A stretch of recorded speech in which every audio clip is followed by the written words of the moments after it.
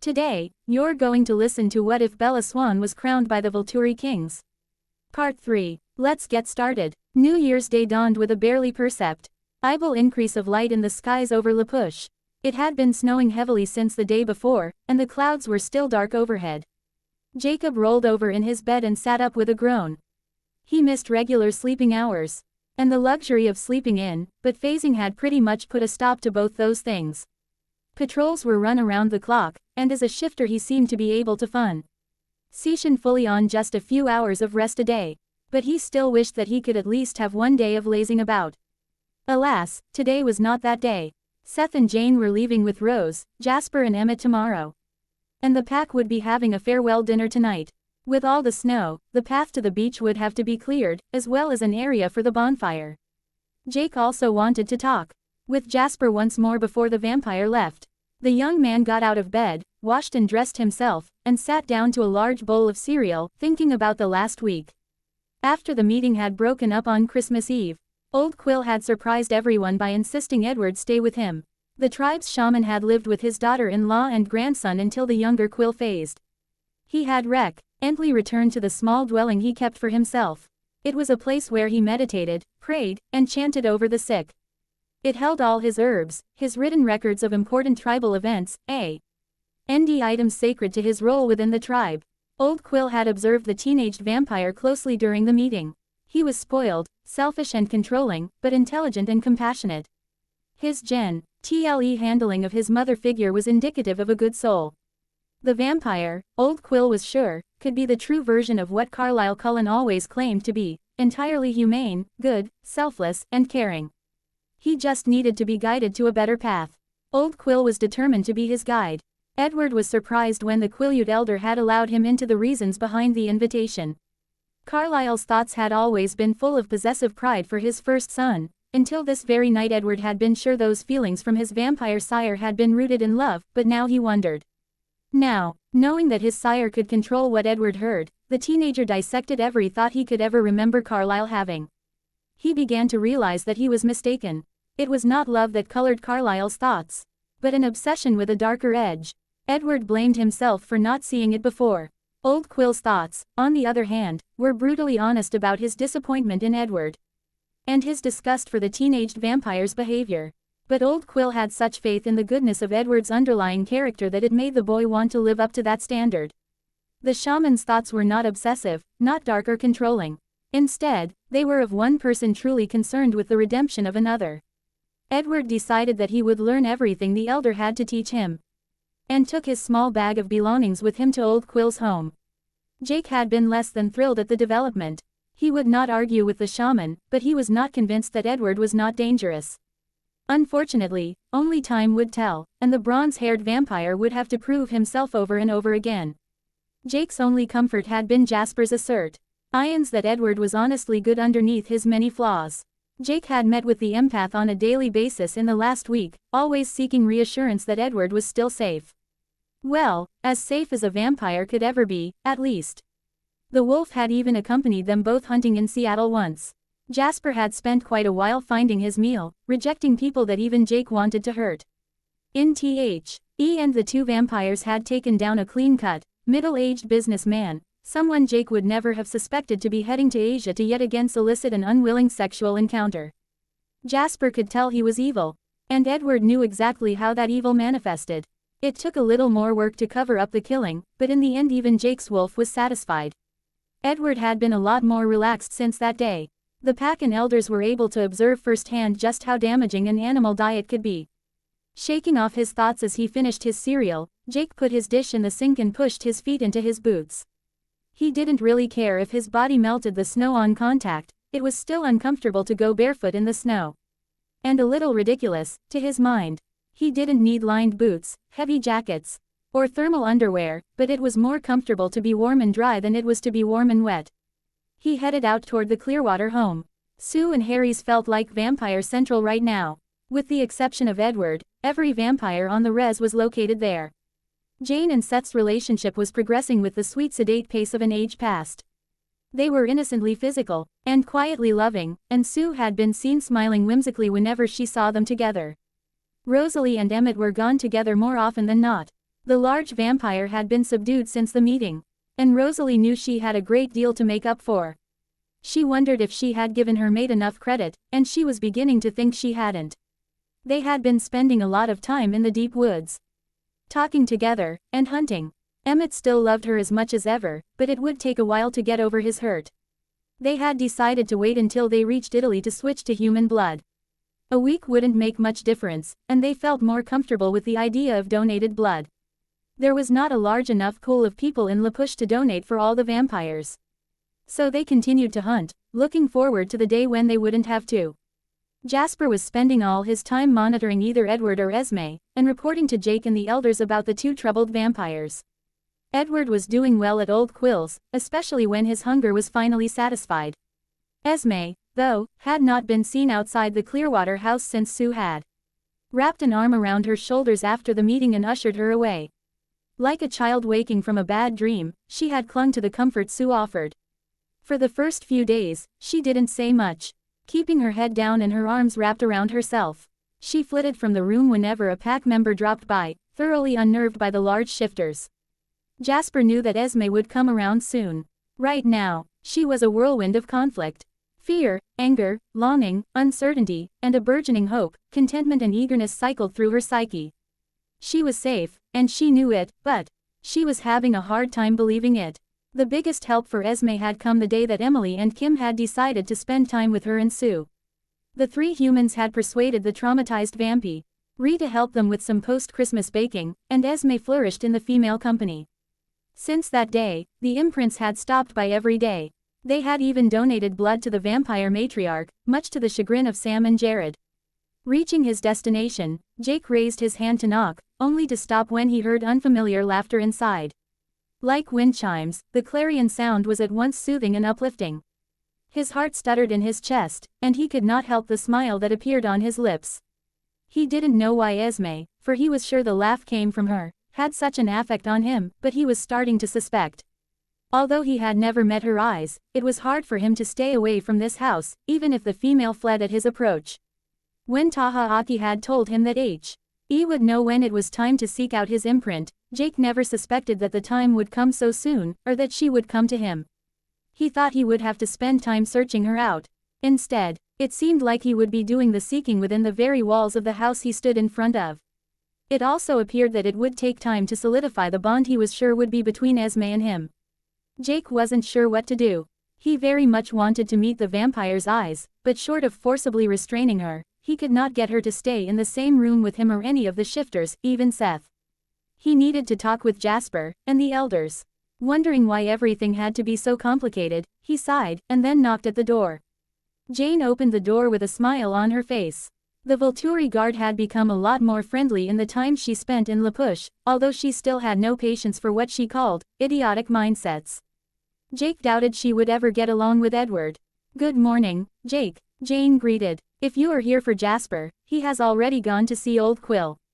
But come in, there is food ready, and even if you have already eaten, I know you will want more." "Morning, Jane." Jake entered the house, removing his boots, and taking off his sweater, leaving him in a thin t-shirt and jeans. "Smells good in here. What did you make me?" he asked with a teasing grin. Jane could not cook to save her life. "Hey, I'll have you know I made biscuits today, and they don't even suck, according to Seth. Sue has been teaching me a few things, and says that Esme's food is amazing. She made something called Eggs Benedict, with the biscuits I made. You're lucky I like you too much to zap you for mocking me. I appreciate your restraint, tiny blood drinker." Jake pulled Jane's ponytail lightly, laughing when she smacked his stomach. "Hey, hands off my imprint, or she'll kick your ass." Seth was sitting at the table, polishing off the last of his food. Jake stopped when he saw Esme at the stove, pouring hollandaise over the Eggs Benedict ready on a clean plate. This was the first time she had stayed with shifters in the room. He wasn't sure whether to say hi, or pretend she wasn't around. He decided to let her make the first move, and sat down next to Seth. "Shouldn't it be you who kicks my ass? Seems a little unfair to make Jane do it." Jake stole a pie CE of bacon from the tray in the middle of the table. "Nah," Seth mumbled, with his mouth full. Swallowing at a narrow gaze from Jane, he continued. "She's way more effective at it than I am.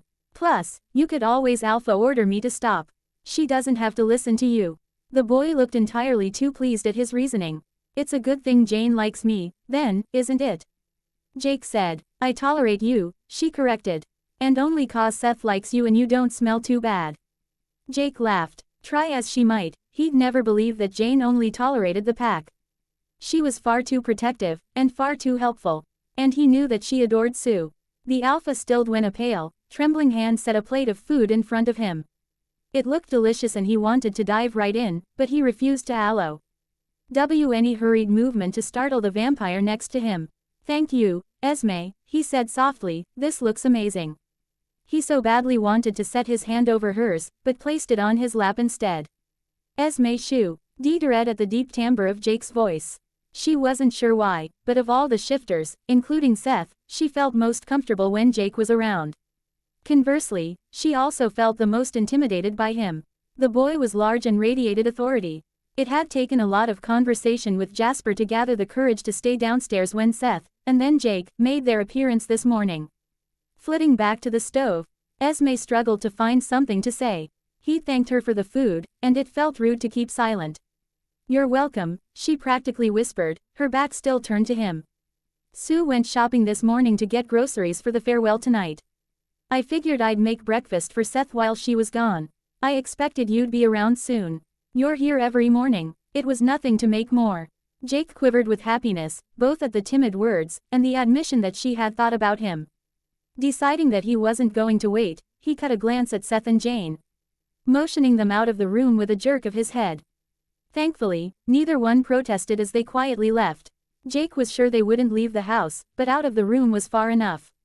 Esme, Jake started. He made his voice as gentle as he could. Can I ask you something? To do something for me, I mean. I won't hurt you, I promise. Oh, I didn't offer you anything to drink. Jake saw Esme take an unneeded breath and hold it, clearly bracing herself for something. I'm so sorry. That was thoughtless of me, she went on. Would you like some coffee? There's also milk or juice. No, it's not that. I can get my own if I need to. Standing, Jake walked slowly toward the pale female, watching her tense the closer he got. He stopped an arm's length away, and gave her time to adjust to his presence. When her shoulders relaxed, he slowly lifted his hand, placing it underneath her chin and bringing her face up. He waited, anticipation nipping at his soul, until she lifted her eyes to meet his warily. In an instant, his world exploded in a million pieces, and just as quickly reassembled itself around her. In that moment, he became everything she needed, even if she did not know it yet. And according to Taha Aki, she was everything he needed. He needed to talk to Jasper. He wanted to know how he could help his imprint. She had nothing to be afraid of, and would never again experience a violent hand or a voice raised in anger. Not as long as he had breath in his body. But he wasn't sure how to progress the relationship. Damsels in distress, he thought to himself. It's always Jake and a damsel in distress. Maybe the spirits sent me to help Bella as a lead up to Esme. At least now I have a little practice with broken females. Although I doubt I can handle Esme the same way I handled Bella. She's far too fragile right now for that, I think. With the barest of caresses to a pale marble cheek, Jake thanked the shaking female, and sat down to finish his breakfast quickly. His next stop was definitely Old Quill's. Jake and Jasper walked purposefully along one of the many paths in the forest made by patrolling wolves.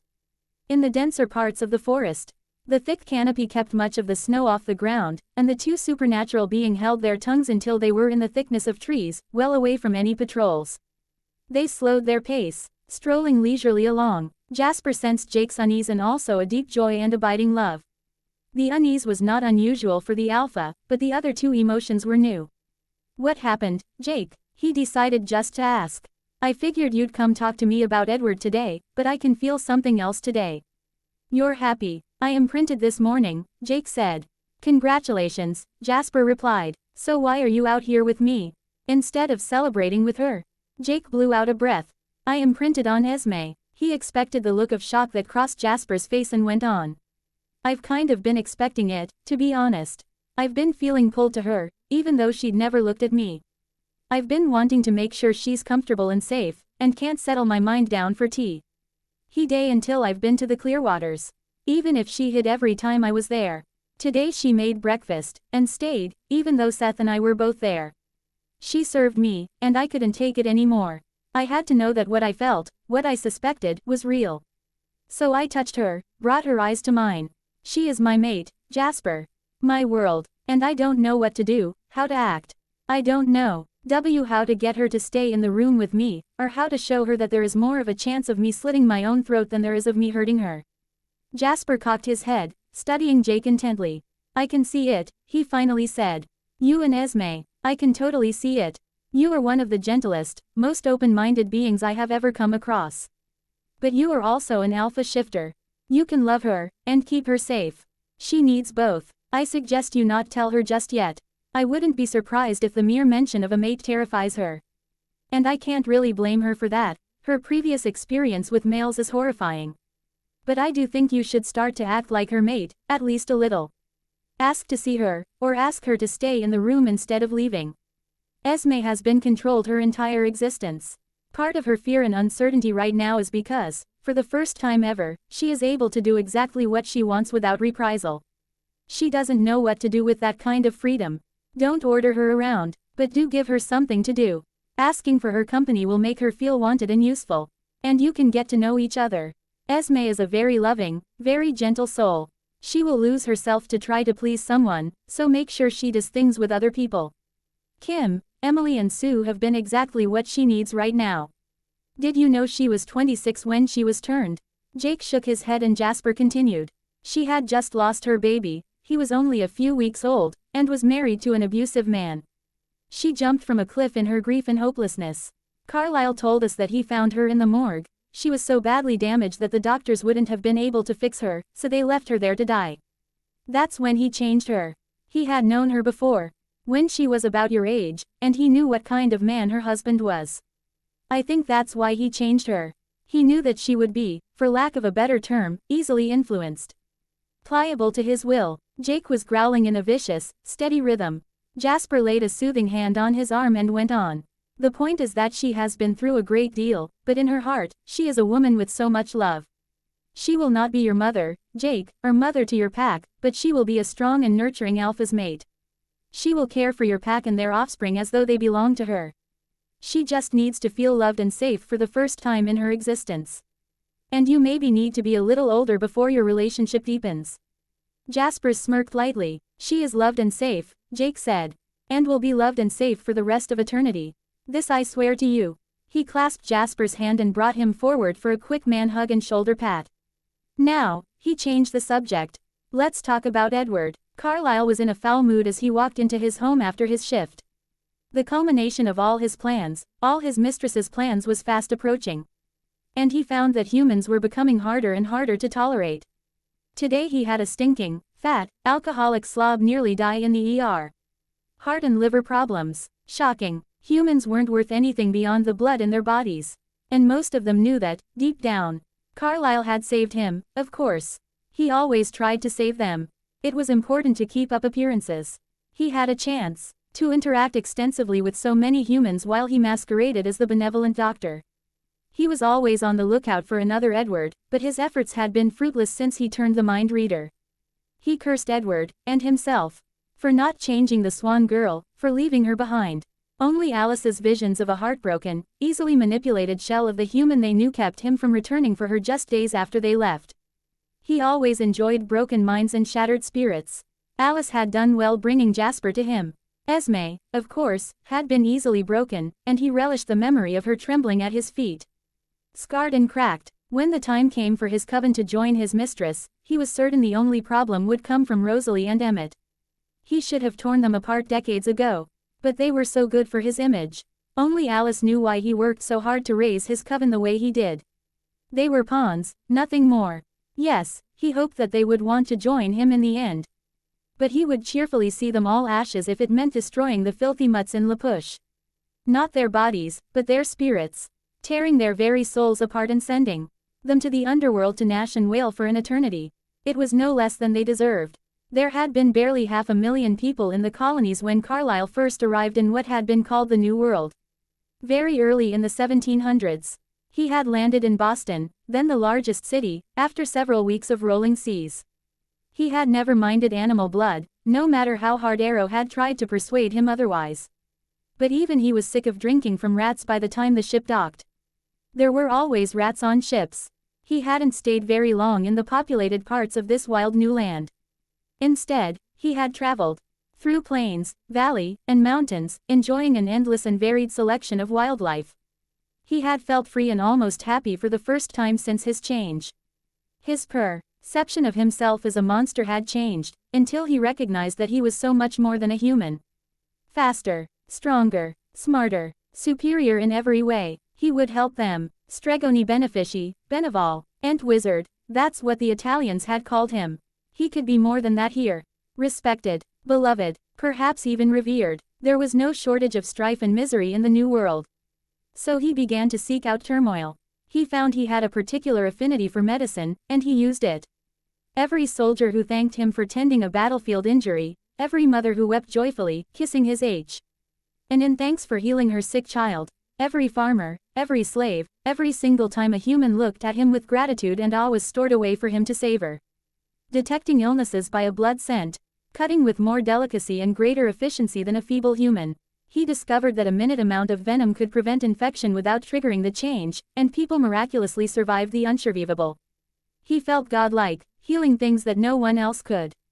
He was on top of the world, traveling through Ohio when he found his mate.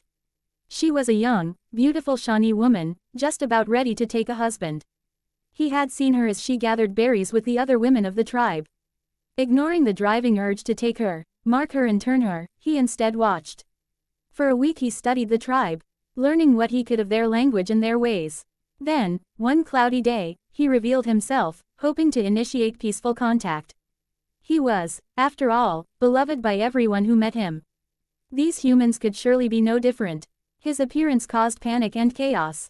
Distrustful of white men already, women had pulled children inside their dwellings, and men in breech clouts and leggings shook weapons at him. His smiles and kindly words in their language had not allayed their suspicions, but they did stop yelling at him to leave, choosing to wait for their chief instead. The imposing Indian leader arrived with the tribe's shaman. Before the chief could even greet Carlisle, the shaman had jumped to the front, gesticulating wildly and calling out to grandmother to aid him in warding off the evil spirit threatening the tribe. The rest of the gathered people had backed away, allowing the old man to chant his protections and pleas. Nothing Carlisle could say would convince the superstitious old fool that he was not an evil spirit. Finally, in desperation, he had cried out that he only wanted Cheppy.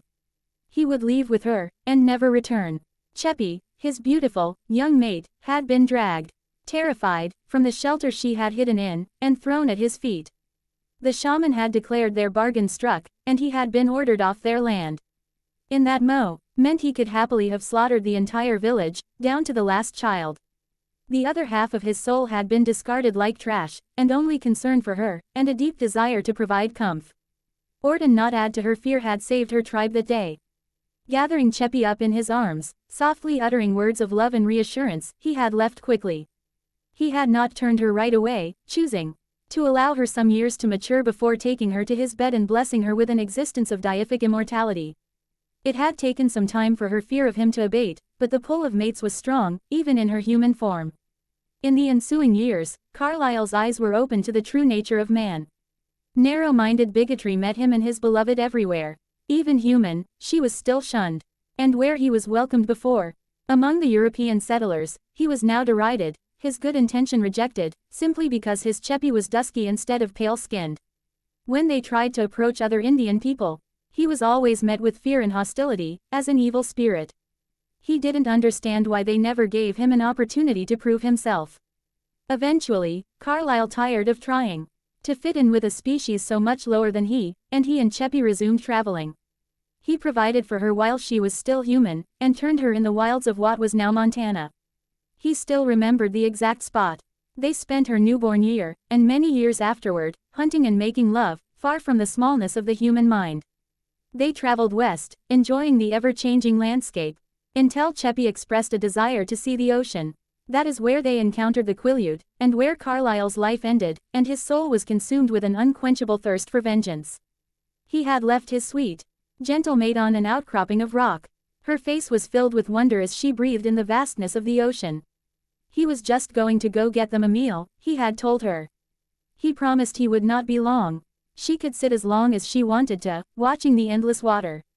He had not smelled humans nearby. The only scents on the air were of herbivores, the damp rot that permeated the moist soil, and the rangy odor of wild wolves. Cheppy wasn't fond of wolves, so he ranged farther into the mountains, to see if he could catch a cougar or a bear for her. He was barely gone, an hour when his soul was ripped from his body, and his heart died a second time. Even though he knew that it was too late, he raced back to where he had left his mate. That was the first time he saw the shifters. Some human, some wolf, all standing around the purple ash, all that was left of his heart and soul. His cry of rage echoed over the open water, and through the forests.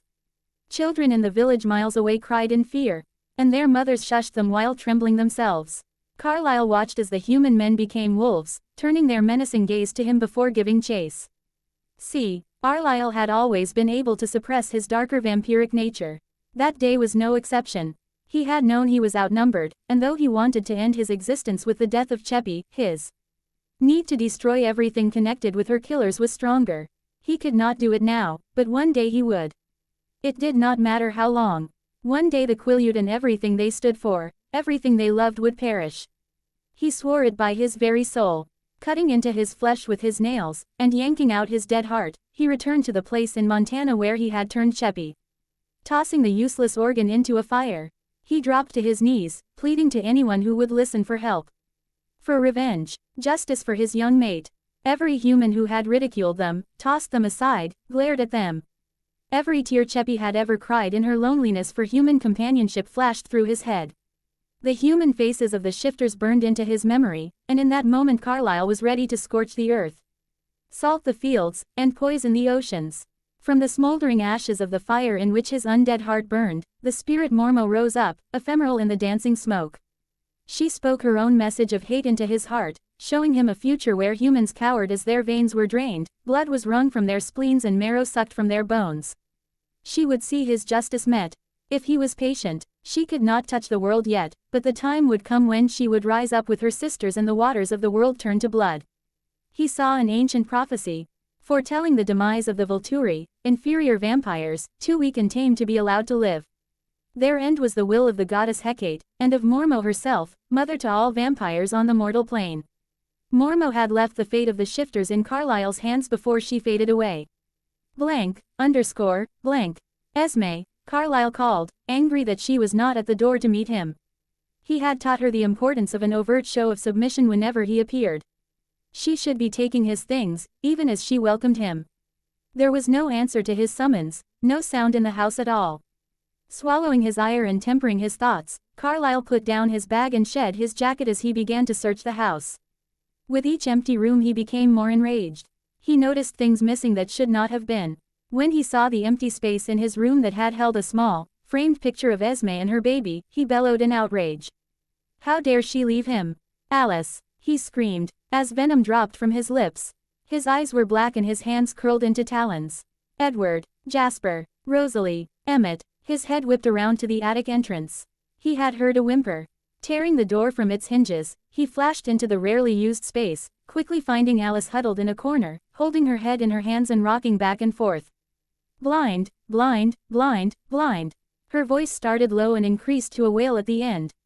She looked up at him, stark panic in her eyes. I can't see. Gone. They are gone. All gone. Gone, and I can't see. She ran her nails down from her eyes to her jaw, scratching deep fissures in her skin. Blind.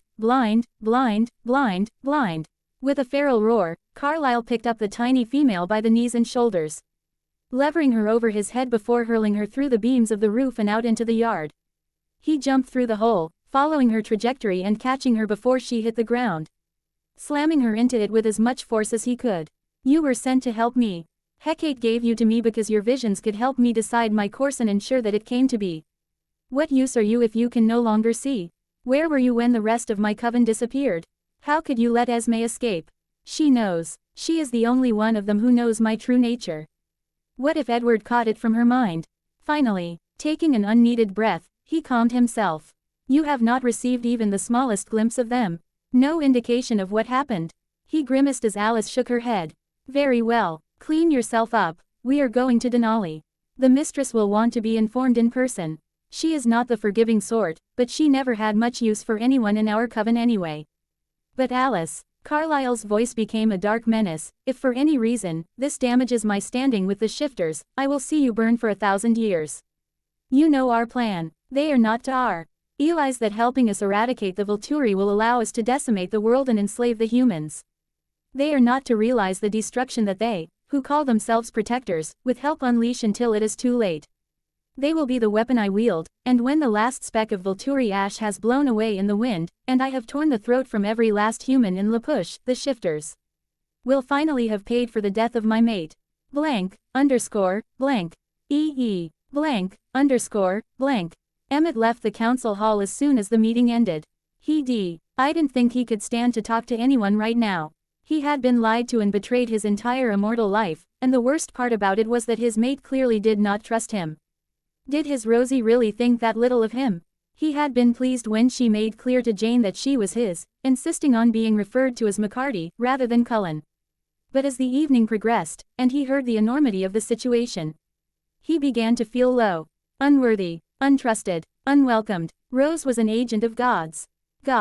They had appeared to her, helped her, and entrusted to her a task that as evidently more important than she figured he could handle.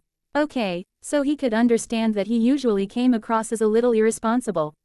He was lighthearted and rarely took things seriously. But Rose should know better. They had spent time together away from the family, time when he had listened to her pour out her anger and resentment about this existence. When she had let out her hurt and her grief, remembering her human life and the horrors of her death.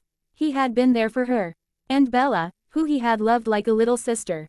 A clumsy, soft, foolish child who he loved to tease. He supposed it was a little like pulling pigtails on a playground. He could remember doing that as a human boy. Bella was so enamored with Edward, so wrapped up in pleasing him and Alice, that if Emmett hadn't called attention to himself, she would never have looked at him with those deep brown eyes and shyly pleased smile. And he would never have gotten to know a wonderful person. In retrospect, he may have gone a little overboard at times, but it was never with malicious intent. Regardless, he had loved her, and loved her still. Rose knew that. She knew how protective Emmett felt. Yet, even though she knew how important it was to ensure Bella's safety, even when she knew that the human he looked at as a sister was in danger from vampires he implicitly trusted, Rose still did not bring him into her confidence. Emmett, wait, he heard Rosalie's soft call behind him, and turned around to snarl at her. I'm going hunting, Rosalie. You've had 70 years to get used to the idea of lying to your mate. He didn't care that she winced at that statement. At least give me tonight. Leave me alone. Rose choked back a sob. Okay, that's fair. But please come back to me. I want to try to explain, although I'm not sure I can. But there are other things you deserve to know. Fine, I'll be back sometime tomorrow. With that, he turned towards the mountains, prepared to run off. Her voice stopped him once more. Don't go to the house here. We don't want them to know we were here if we can help it. And stay away from any landmarks Alice would recognize if she saw. Emmett nodded his head curtly, and disappeared into the forest. Blank, underscore, blank. How is animal blood different for you than human blood? Charlie asked Rosalie. They were sitting in the Clearwater living room, with Harry, Billy and Jane. Esme and Sue were talking quietly together in Leah's old room. Sue was doing most of the talking, but Jane could hear the occasional response from the vampire. She could also hear Seth's heartbeat. Slow and steady in his sleep, coming from his room. I don't know. I've never tasted human blood. It was late on Christmas Day, and Emmett still hadn't returned. Rose knew that their mate bond would bring him back, but he was already gone longer than she thought he would be. It was the first Christmas they had ever spent apart, and she didn't like it. Rosalie's statum, Ent was met by Jane's look of utter disgust, and incredulous silence by Sue, Harry and Billy. Not once. I was given to understand that all the Cullens, except Carlisle, had strayed from time to time. See, Harley was giving serious consideration to being turned, and hoped he could gather as much information as he could before any permanent decision was made. He couldn't very well get a vegetarian perspective from the Volturi. So he figured he'd ask these vampires before they left. He didn't really want to talk with Edward, and the mother, Esme, wasn't talking with any of the humans or shifters, with the exception of Sue. I wouldn't really say that Esme or Emmett strayed, Rosalie clarified. Any time they killed a human, it really was an accident. Emmett had 2 singers, people with blood so ideally suited to a particular vampire that it is nearly impossible to resist. I would have said impossible, before Edward managed to resist Bella, who was his singer. Jasper would probably be the best to ask about the difference. He had an exclusive human blood diet until he was sent to meet Alice. Edward could probably also tell you about it, but his experience would be so tainted with self-loathing that you might not get a true perspective. He is the one to whom the word strayed would apply, as he made a conscious choice to change his diet for a time. But I have not once tasted human blood. I didn't even lick my fingers when I carried Emmett, bleeding to death, back to Carlisle to be changed. It was not easy, but I was tasked to watch Carlisle, and it seemed the best way to be above suspicion was to be in complete control. I look forward to switching, although I won't until we get to Italy. Why not? Billy asked. I don't really want to play judge, jury and executioner to some random person off the street. I already did that for the men who violated me. That was enough for me. And most of you have already given Jasper a meal. You wouldn't be able to provide for all of us. Jasper and I talked last night. We will wait. Volterra has the human infrastructure that we require. And Emmett, she broke off as he and Jasper walked into the house. We'll also wait. The large vampire finished, looking at his wife. Coldness still shining in his eyes. If you all will excuse us now, Rose and I need to talk. Nobody said a word as the couple disappeared into the winter darkness. Blank. The mated pair sat some distance apart, staring at the way the moonlight filtered through the clouds and glistened off the ocean's waves.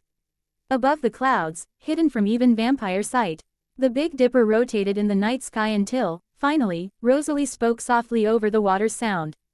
I have a gift. She shifted her body to face Emmett's, bringing her knees up to wrap her arms around them. His face remained facing the ocean, but she knew he was listening. What I want to stay private, does. It's the reason Edward never knew what I was really doing. He could only hear my unimportant thoughts. Artemis told me about it while she was helping me with Royce and the rest. And what about Jasper? My gift extends to him. I've been thinking about you since we met Bella, I wasn't fair to you. You were such an excitable newborn, and until Jasper showed up, I didn't realize that I could protect other people. It was too important to let my feelings for you cloud my judgment. I haven't been around newborns, but I remember my first year, so I can understand that, Rose. But what about later? Do you really think I'm so irresponsible? So untrustworthy? Why couldn't you let me in know what was going on when you knew you could cover my thoughts? Or when Bella was in danger? You know how much she means to me. He raised his voice at the end, hurt clear in his tone. I wasn't sure I could cover you. Rose shouted. It was not conscious with Jasper. I knew that he had been sent to help me, Artemis told me. I trusted him. Emmett jumped up with a wounded roar. I knew it. Nice, Rosalie. Thank you very much. He turned and punched the boulder he had been leaning against, pulverizing it. Look at yourself, Emmett. You don't think before you act, or speak half the time. You just destroyed a very large piece of the landscape on First Beach. It's not going to go unnoticed. Even if I could protect your thoughts, how could I trust that you wouldn't say anything? Sue, I trust that you wouldn't act differently. If I had to do it over, I would have told you the first time we went away after Jasper joined us. You could have used that time to get used to everything. You're not dumb, Emmett. I know that. I shouldn't have underestimated you. But it was too late once we met Bella. You know you wouldn't have handled it well. She got hurt, she nearly died. It had to happen that way. I didn't like it, either, but that's what I was told. It had to happen. You wouldn't have let it. I couldn't tell you, she ended with a whisper. Some of that may be true, Rose, Met frowned as he looked at the shattered boulder. But it doesn't erase the fact that my own mate doesn't trust me. That she kept secrets from me since the second we met. How am I supposed to feel about that? How are we supposed to move on from this? Rose was silent for a long while. I don't know, she said brokenly. I can promise to never keep a secret from you again, and spend the rest of my existence proving that promise will hold. But you have to forgive me on your own. I love you, always. Emmett sighed, and sat down in the sand, wrapping his arms around his wife. In silence together, they resumed watching the waves. As darkness slowly gave way to daylight once more, Jane watched as the sandy-colored wolf's powerful strides carried him far ahead of her. His paws kicked up mud and snow as he wove in and out of the trees, running with his pack. Jake had insisted that the shifters spend some time all together as wolves, becoming more comfortable with each other, and with their wolf spirits. The only one absent was Leah, of course. She had left with her mates yesterday, and everyone except Seth was surprised when she was missed. None of the pack, or their wolves, had known why Leah had phased. Until their spirit walk, there were no memories of her spirit form, no whispers of long-forgotten legends, no recognition at all. Even Jake, whose wolf had been a part of every pack since the beginning, had not known it was possible for a female to phase. Leah's spirit wolf began with her, and would be with her for an eternity. Jane shot forward in a short burst of extra speed, trying, and failing, to catch up to Seth. Aggravated, she scaled a tree and sat near the tip, watching the weak winter sun glint off the nearby mountain peaks. She did not know what the boys were discussing through the pack mind. Maybe they truly were just having some fun.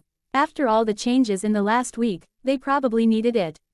It didn't seem to matter how much evidence they were presented with. The more deeply held a belief, the harder it was for humans to let go of it. The Quileute spirits had given the elders and wolves ample evidence that they were meant to be protectors against evil, and not all vampires were evil. Hearing a whimper from the base of the tree, Jane looked to see that Seth had doubled back and was now standing on his hind legs with his forepaws on the trunk, looking up at her with a tilted head. She would never admit it out loud, but she thought his brown puppy dog eyes were adorably cute. She scowled to herself. She'd never handled change well, either. It had taken her decades to reach for a light switch instead of a lantern or candlestick when Arrow had brought electricity into the castle. At another whine, she huffed, "Fine, I'm coming down. I don't know why you wanted me to come along with you guys. It's not like I can read the pack mind. Or even keep up to you oversized canines," she grumbled lowly. She'd never met anything faster than a vampire before. Not even children of the moon could outpace her, unless they had a head start. Seth watched Jane launch herself from the top of the tall evergreen, her graceful landing leaving a small dent in the earth. He nudged her shoulder with his head, closing his eyes and snuffing happily when she brought her hand up to briefly scratch his ears. The young shifter ducked around the tree to phase in, pull on his shorts before joining his imprint once more. She was still scowling at him, mumbling incomprehensibly, with her arms crossed over her chest. Seth grinned. Jane, who was feared throughout the vampire world for her ability to cause and enjoy causing pain, was pouting. All she needed was an protruding lower lip and a little foot stomp, and the annoyed little girl image would be complete. Not that he'd ever mentioned it to her. Or anyone else. He was fairly sure she wouldn't use her gift on him, but it was probably better not to provoke her anyway. None of the pack would say anything, either, once they saw this in his mind. They had all felt through the mind link what Jane had done to Paul and Sam. Still, he couldn't resist teasing her a bit. "I told you I was faster. We shifters wou. Eldn't be much good against vampires if we couldn't overtake your kind, would we? It was fun to see you try to catch me, though." Seth grinned and lightly tugged the braid Jane's hair was pulled back into today.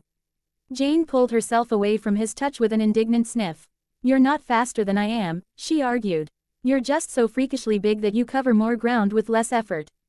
I have to take 2 or 3 strides to match one of yours. I may be freakishly big, but you are teensy-weensy," Seth snickered at Jane's narrow-eyed hiss. "Come on, the rest of the pack has gone back to La Push. You want to walk back with me?" He held out his hand, hoping she would take it. Jane looked at the smile playing at the corner of his mouth for a minute. She wasn't sure what to make of him.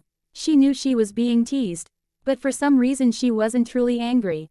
Instead, she felt a light-hearted, almost giddy sensation within her. Even after such a short time, Seth meant as much to her as Alec or Arrow. But in a very different way. She was entirely happy being with him, Jane decided, taking his hand. They walked together in silence, listening to the stillness of the snowy forest around them. She felt Seth take a breath, preparing to say something, only to release it without speaking. Stopping, she faced him, raising her eyebrows in question, and waited. "Did you, maybe, want to take a ride with me?" Seth managed to push the words out shyly. "I mean on me. Oh, on my wolf, I mean. I could phase and take you for a run. Even just back to the res. Or around the forest. Whatever. If you want, I mean." Seth blushed and stammered out his offer. Jane dropped Seth's hand and stepped back. Bracing himself for rejection, the boy's heart soared when his imprint answered with, "That might be fun." Jane T. earned her back so Seth could strip and shift. He bumped her lightly when she turned back around and lowered himself, even though they both knew she could easily have jumped onto him at his full height. Settling herself on his wide back, Jane gripped his ruff and leaned forward to whisper in his ear. "Run, wolf boy, show me your forest, blank, underscore, blank." She was never running long distances again, Jane decided, as she lightly jumped off of Seth's furry back. Riding the wolf had been way too much fun. She was still a little miffed that he was faster than she, but then eventually he would tire. The drawback of being alive, she chuckled to herself. She walked into the Clearwater house, leaving Seth to phase and dress himself. The unpleasant smell of human food assaulted her senses the second she stepped inside. And she was unsurprised to find Sue at the stove. Christmas Day was tomorrow. Charlie, Billy and Jacob would be eating dinner with the Clearwaters, and Sue had been in the kitchen all day. There were pies cooling on the table, and Sue was stirring something red in a small pot. "Can I help you?" Jane asked, feeling a little out of place. This was her soulmate's mother. And as nice a human as Jane had met. She had accepted the unusual imprinting of her children with calm dignity, even though she was less than pleased that both Leah and Seth would be living in Italy now. "No, thank you, Jane," Sue replied. "I'm just finishing the cranberry sauce. Everything else that can be done ahead of time is done. I'll just have to stuff the turkey in the morning, and tea. Hen, it will be a snap to get the rest of the dinner together. At least with the boys' appetites I won't have to worry about making too much food." Jane nodded. The shifters really did eat a lot. Lorenzo was going to be delighted to be cooking for them. Until then, Jane decided she would ask Sue to show her how to cook using modern appliances. She had not prepared human food since her change. It would be an interesting experience. And the thought of providing food for Seth made her feel that same light-hearted giddiness that she had felt earlier when he wanted to hold her hand. Maybe she would make breakfast in the morning. She had seen Sue make ham and eggs on toast this morning. It really didn't look that hard. Blank, underscore, blank. Seth bolted awake as the scent of skork, head bacon and burning eggs hit his sensitive nose. He'd never known his mother to burn food before. Shaking the last dredges of sleep from his mind, he realized that, while he could hear a small amount of noise from the kitchen, the only heartbeats other than his in the house belonged to his parents, who were still sound asleep. He smiled sleepily. He'd better go save Jane before she burned the house down. "Good morning, teensy weensy," he greeted his imprint. Jane glowered at him as she dumped inedible eggs into the garbage. She didn't have to know what eggs were supposed to taste like to know that they had been ruined. "Whatcha doing?" Seth turned off the stove and moved the bacon off the element. About half of it still looked okay. A little on the crispy side, but still okay. "I thought I'd make breakfast," Jane mumbled. "But I can see now that it was a bad idea. You tell anyone in Volterra about this and all." She trailed off, realizing her usual threat of extreme pain was out of the question. "Damn it, I'll think of something," Seth laughed. "If I ever piss you off, teensy weensy, ask Leah what to do. No one better than a sister to tell you how to best get back at her brother." Jane giggled, thinking about all the ways she knew of to irritate Alec. Suddenly, the prospect of having the temperamental she-wolf in Volterra was a lot more appealing. "I will keep that in mind. Maybe she can share a particularly embarrassing childhood nickname, if you are going to insist on calling me teensy weensy. Of course, I could call you Sethy Smelly Breathy at the moment," she was amused when he scrunched up his nose and took a step back. "Now, are you going to give me a hand, or just stand there? I obviously have no clue how to do this anymore." Yeah, how about I go brush my teeth? And then I'll show you how to make coffee while I do breakfast. I may not cook a lot, but even I can't screw up bacon and eggs." Seth chuckled at the sour look from Jane. "Say that after not cooking for more than a millennium," she muttered. Blank, underscore, blank. Seth returned the hard embrace his mother tearfully gave him, then smiled as he watched her hug Jane goodbye. The ancient vampire truly looked young and happy, surrounded by his family and the pack. She and Rosalie had gone shopping with Sue on Boxing Day to pick up some clothing for Esme, who refused to leave the reservation. Sue had managed to talk Jane into getting a few things for herself. Even though Jane felt more comfortable in dresses and skirts, pants for women were still a relatively new concept for her. She had been persuaded into buying a couple of pairs of soft jeans and pretty tops. The jeans hugged her slim hips, and the tops accentuated her young breasts, which had only been slightly augmented during her change. She was beautiful and vivacious to Seth. Over the last 10 days, she had become less caustic, less quick to use her gift, and much sweeter with him. They had gone for walks along the beach. And he had collected pretty ocean-washed rocks, and abandoned shells for her. The first time he had found a perfect spiral shell and picked it up to give to her, she had looked at him as though he were crazy. So they sat on a damp piece of driftwood, and he held the shell up to the light. The sun caught the gleam of the shell, and shone through the delicate object, highlighting its whorls and stripes. It was beautiful, more so to her vampire eyes than it would have been to a human. She was fascinated as she reached out to carefully take it from him. She had surprised him, and herself, by reaching up to give him a soft peck on the cheek. It was the first time she had ever kissed anyone, and that included Alec.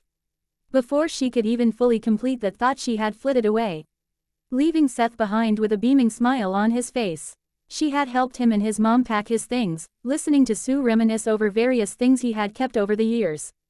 That had led to a Sue PLE hours on the couch in the family room, looking at baby pictures and hearing every embarrassingly cute story his parents could remember. Jane and Seth had been side by side, with Harry and Sue surrounding them. If he closed his eyes, he could still feel her cool body pressed up to his side, her sweet scent, like caramel apple pie to him, overtaking his senses. Seth had to admit he had a serious crush on his imprint. He was thankful, though, that neither he or his wolf felt any need to pursue Jane as a mate yet. He and his dad had had a long talk the day Jane was shopping. There were just too many changes happening to the young boy to allow hormone-fueled lust to take over and rush things that had, quite literally, all the time in the world to develop. Blank. Leah hung back, waiting near the limousine as the rest of the vampires entered the Volturi castle. 3 vampires had met them at the airport, and Felix had briefly introduced them as Afton, Santiago and Renata.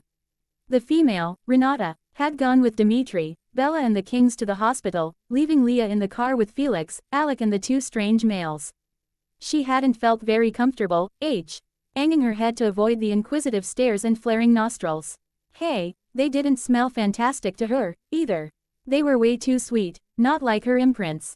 Felix smelled like her favorite tea, lemongrass, oranges and licorice. Dimitri was dark chocolate mousse and raspberries. No wonder she wanted to lick, suck and bite them all over. Felix seemed to know that Leah didn't want to follow the group into the castle. Alec waved and took off, but the other 2 lingered.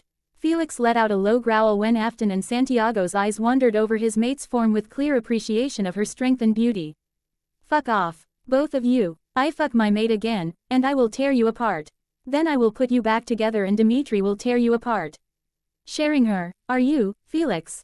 Santiago snorted. I suppose it figures, considering you and Dimitri have been companions for so long. Does she know you 2 fuck each other? With a satisfied smirk, Santiago disappeared. Afton gave Leah a quick wink before he also darted away. Felix shook his head. Even though he was happily mated to Chelsea, Afton was a consummate flirt. Then again, so was Chelsea. They never took it further than that, though. Santiago wasn't just an ass. But he was a loyal ass. He and Felix enjoyed an intense rivalry as the brute strength of the Volturi guard, but the dark-skinned Latino had never managed to beat Felix more than a handful of times. The large vampire was brought out of his musing by a hand on his arm. He gazed down at the native beauty at his side. Leah was watching him with look he couldn't decipher. You and Dimitri? She asked. When he nodded his head warily, she broke out into a wicked grin. Spirits, that's hot. You'll still do that, right? Be with each other, even though I'm here. I mean, I'd like to be with both of you. But you with each other? She trailed off, picturing it in her mind. Felix's mouth dropped open, and then he laughed heartily. Their she-wolf was perfect for them. He could smell how turned on the idea of her 2 imprints fucking each other made her. He and Dimitri had been together since they met. Lovers, friends, confidants, but not mates. They had enjoyed female company, but always together. Sex with another felt wrong unless they were both involved. Outside of the Volturi, no one knew how close the 2 guards were. Within the guard they were considered companions. Now, however, Felix felt the bond changing. Since meeting Leah, his connection with Dimitri had deepened. He wanted to talk to Dimitri, and then consult Marcus. But that could wait. He could see Leah was tired. Even with the excitement of the conversation. He picked her up, holding her ass, and she wrapped her legs around his waist. He captured her mouth, lips and teeth and tongue tasting and nipping. Hands kneading her fleshy cheeks, as he carried her toward their room. Yes, my mate, he answered when he let her up for air. Yes to all of that. Dimitri and I have been lovers for centuries, and we will still be lovers. With each other, and now with you. Both of us with you. He nuzzled his mouth into her neck close to her ear, and whispered, "You'd like that, wouldn't you? Imagine you, over me. Riding my cock while I tease your clit. Dimitri behind you, buried in your ass, one hand gripping your hip while the other plays with your beautiful, brown nipples. I can see it clearly in my mind, Leah. Can you?" He pressed his erection up into her, and was rewarded with the scent of her arousal increasing. He stopped at a thick door, sliding Leah down his body until her feet hit the floor. Her heart was beating faster. And her breath was coming in small, whimpering pants. Opening the door, he flashed a mischievous grin at her. "Unfortunately, that will have to wait until Dimitri returns. In the meantime, you were too excited to sleep on the plane. You need some rest and then we will introduce you to the coven. Dimitri will be back by then. And then," he dropped a kiss on her lips. "We will all continue what you and I have started here." He led her into the room that was his and Dimitri's. Leah blinked through the cloud of lust surrounding her. Her body tingled and burned, and she wanted nothing more than to push Felix to the ground and go for that ride he just described. Her eyebrows slanted into a frown as she came back to awareness. "You jerk," she cried, slapping his chest. "You and Dimitri both. You got me all worked up, knowing that you wouldn't do anything until he was here. He did the same thing on the plane. Teasing with hot touches and hotter words, until I can't think straight. And then stopping without following through. Dimitri wouldn't even let me suck his cock. Your vag teasers." She broke off at Felix's loud laugh. "Vag teasers. I'll have to tell Dimitri that," he grinned. "Anticipation, my feisty one, adds spice to the experience. You may not appreciate it now, but you will. I promise we will satisfy you in every way. Plus," he went on to explain gently, "Dimitri and I have never taken another to our bed without us both being there. I begin to suspect that will not be the case with you, but for our first time together neither one of us would think of enjoying you without the other present and participating." Leah sighed and nodded. She was still on edge, but she couldn't be angry. The thought of both her mates with her was just so appealing. She could wait. She looked around. Felix and Dimitri's room, hers too now, she supposed, was large, and it needed to be. Dominating the room was the biggest bed she had seen. It had crisp, eggplant-colored sheets and pillows, but no blankets. Through an archway on the far wall, Leah could see a sitting room, with an oversized couch facing a flat-screen TV mounted on the wall. The main room also had two other doors. Both closed. Leah opened the first to a spacious walk-in closet. The next led to a bathroom. She looked at it, blinked, and then turned to Felix. "Nice digs, but there is no toilet in the bathroom." Felix's lips quirked up. "We have never needed one. The masters have a full bathroom because they knew their mate was human. Alec and Heidi also have toilets in their en-suites, as they have kept human lovers from time to time. But Dimitri and I have only ever been with other vampires." "Okay," Leah responded. "So what do I do if I have to pee? And you're right, I'm tired. What time is it? I'm also hungry. Least you can do is feed one hunger, if you're going to ignore the other." She crossed her arms and huffed teasingly. Felix's face never lost its expression of mild amusement as he bent, grabbed her by her knees, and hauled her over his shoulder. He smacked her butt, ignoring her surprised screech. He was having so much fun with her. "I will take you to the kitchens. There is a bathroom nearby you can use. We will have our ensuite redone right away. It is around noon here, middle of the night for you. Eat, then sleep. You are probably dead on your feet." Leah snickered at the phrase. "I'd say I'm in perfect company, then," she replied. Blank. When Leah awoke, on the softest sheets she had ever felt, she wanted to go right back to sleep. Dimitri's presence was the only thing that kept her from pulling the pillow over her head and ignoring the world for a few more hours. When she realized he was sitting on the bed next to her, she stretched, kicking off the sheet so he could get a good look at her nearly naked form. Felix must have stripped her down to her underwear after he put her to bed. Dimitri's eyes grew dark, and he leaned over her, pressing kisses to her neck and up her jaw, finishing with the sweetest peck on her lips. She didn't want sweet, but he was adamant. "No, mate," he denied her firmly. "As much as we would like to sequester ourselves in here with you, protocol demands that we introduce you to the coven first. If it were just the guard, there would be no issue, as the kings are currently indisposed with the Lady Bella. But the ladies Didymus, Sulpica and Athenadora are here, acting as regents for the masters. Now that I have returned, we must meet them and present you as our mate. Felix is waiting for you in the ensuite. He will help you shower. I will be waiting for you here. Dimitri kissed her once more, pulling her out of bed and escorting her to the bathroom door. He knows not to dally, and will ensure you do not either.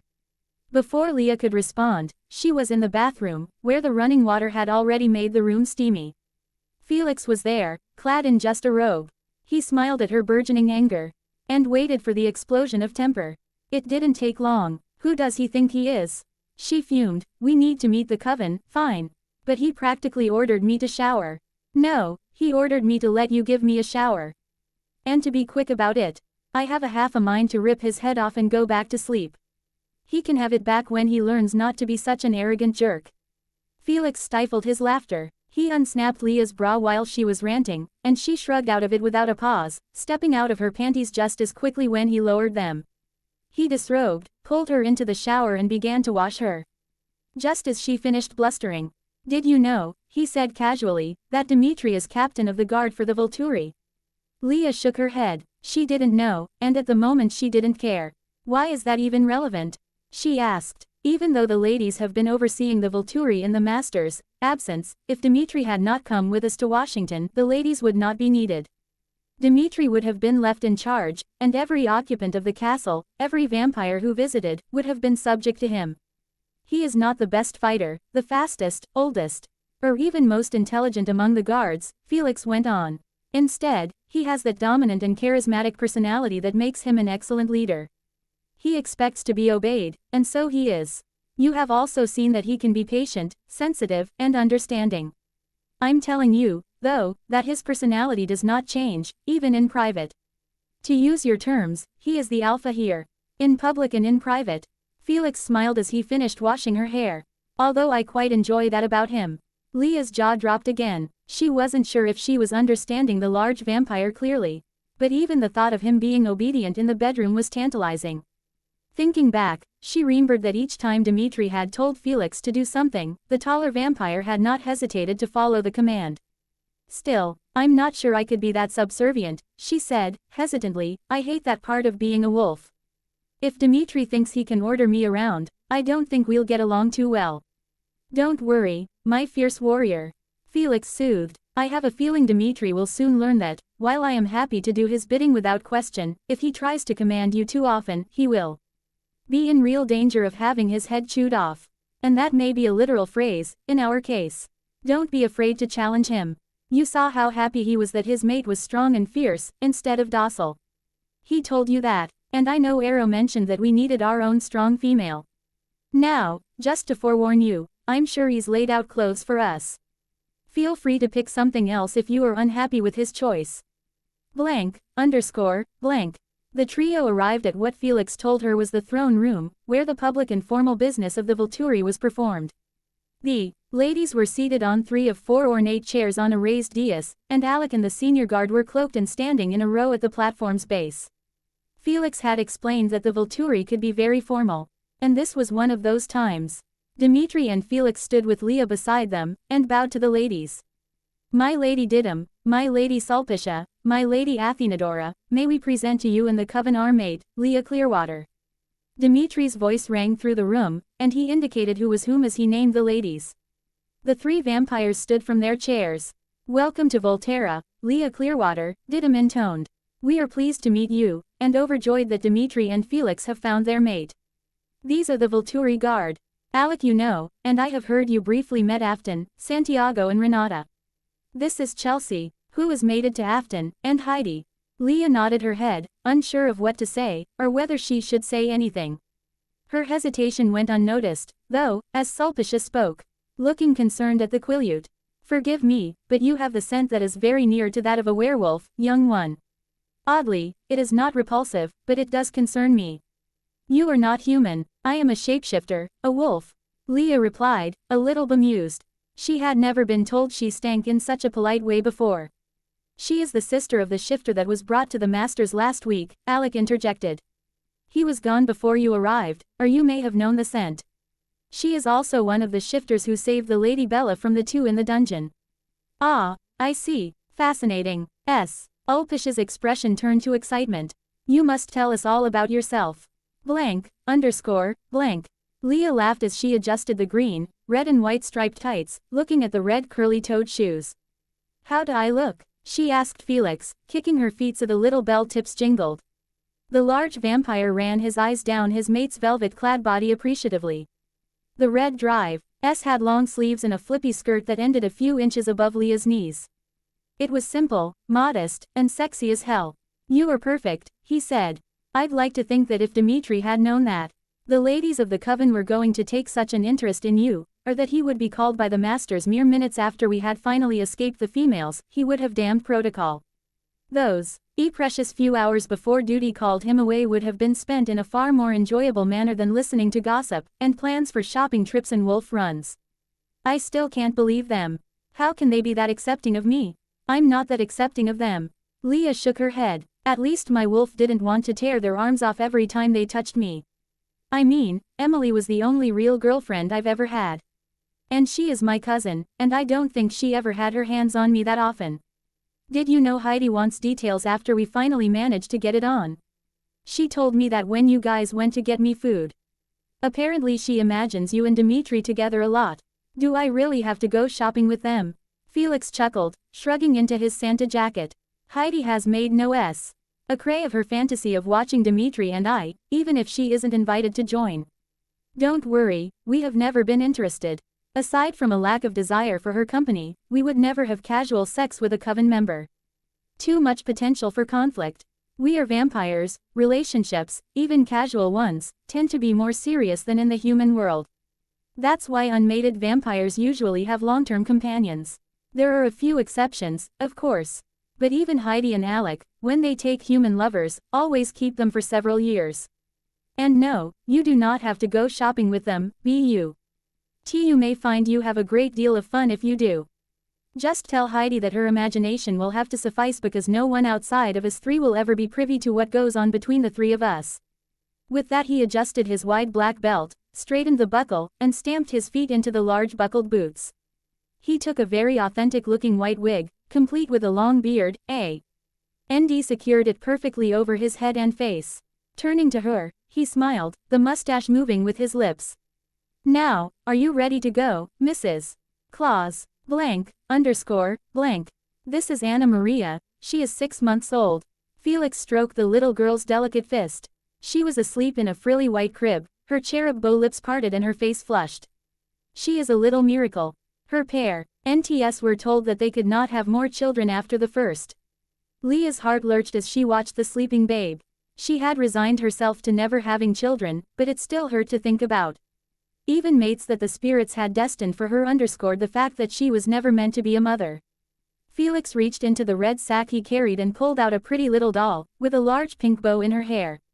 He placed it beside the baby, then darted to the main room, placing a wrapped box beneath the tree there. Anna Maria's brother, Franco, is 6. He wanted a robot for Christmas.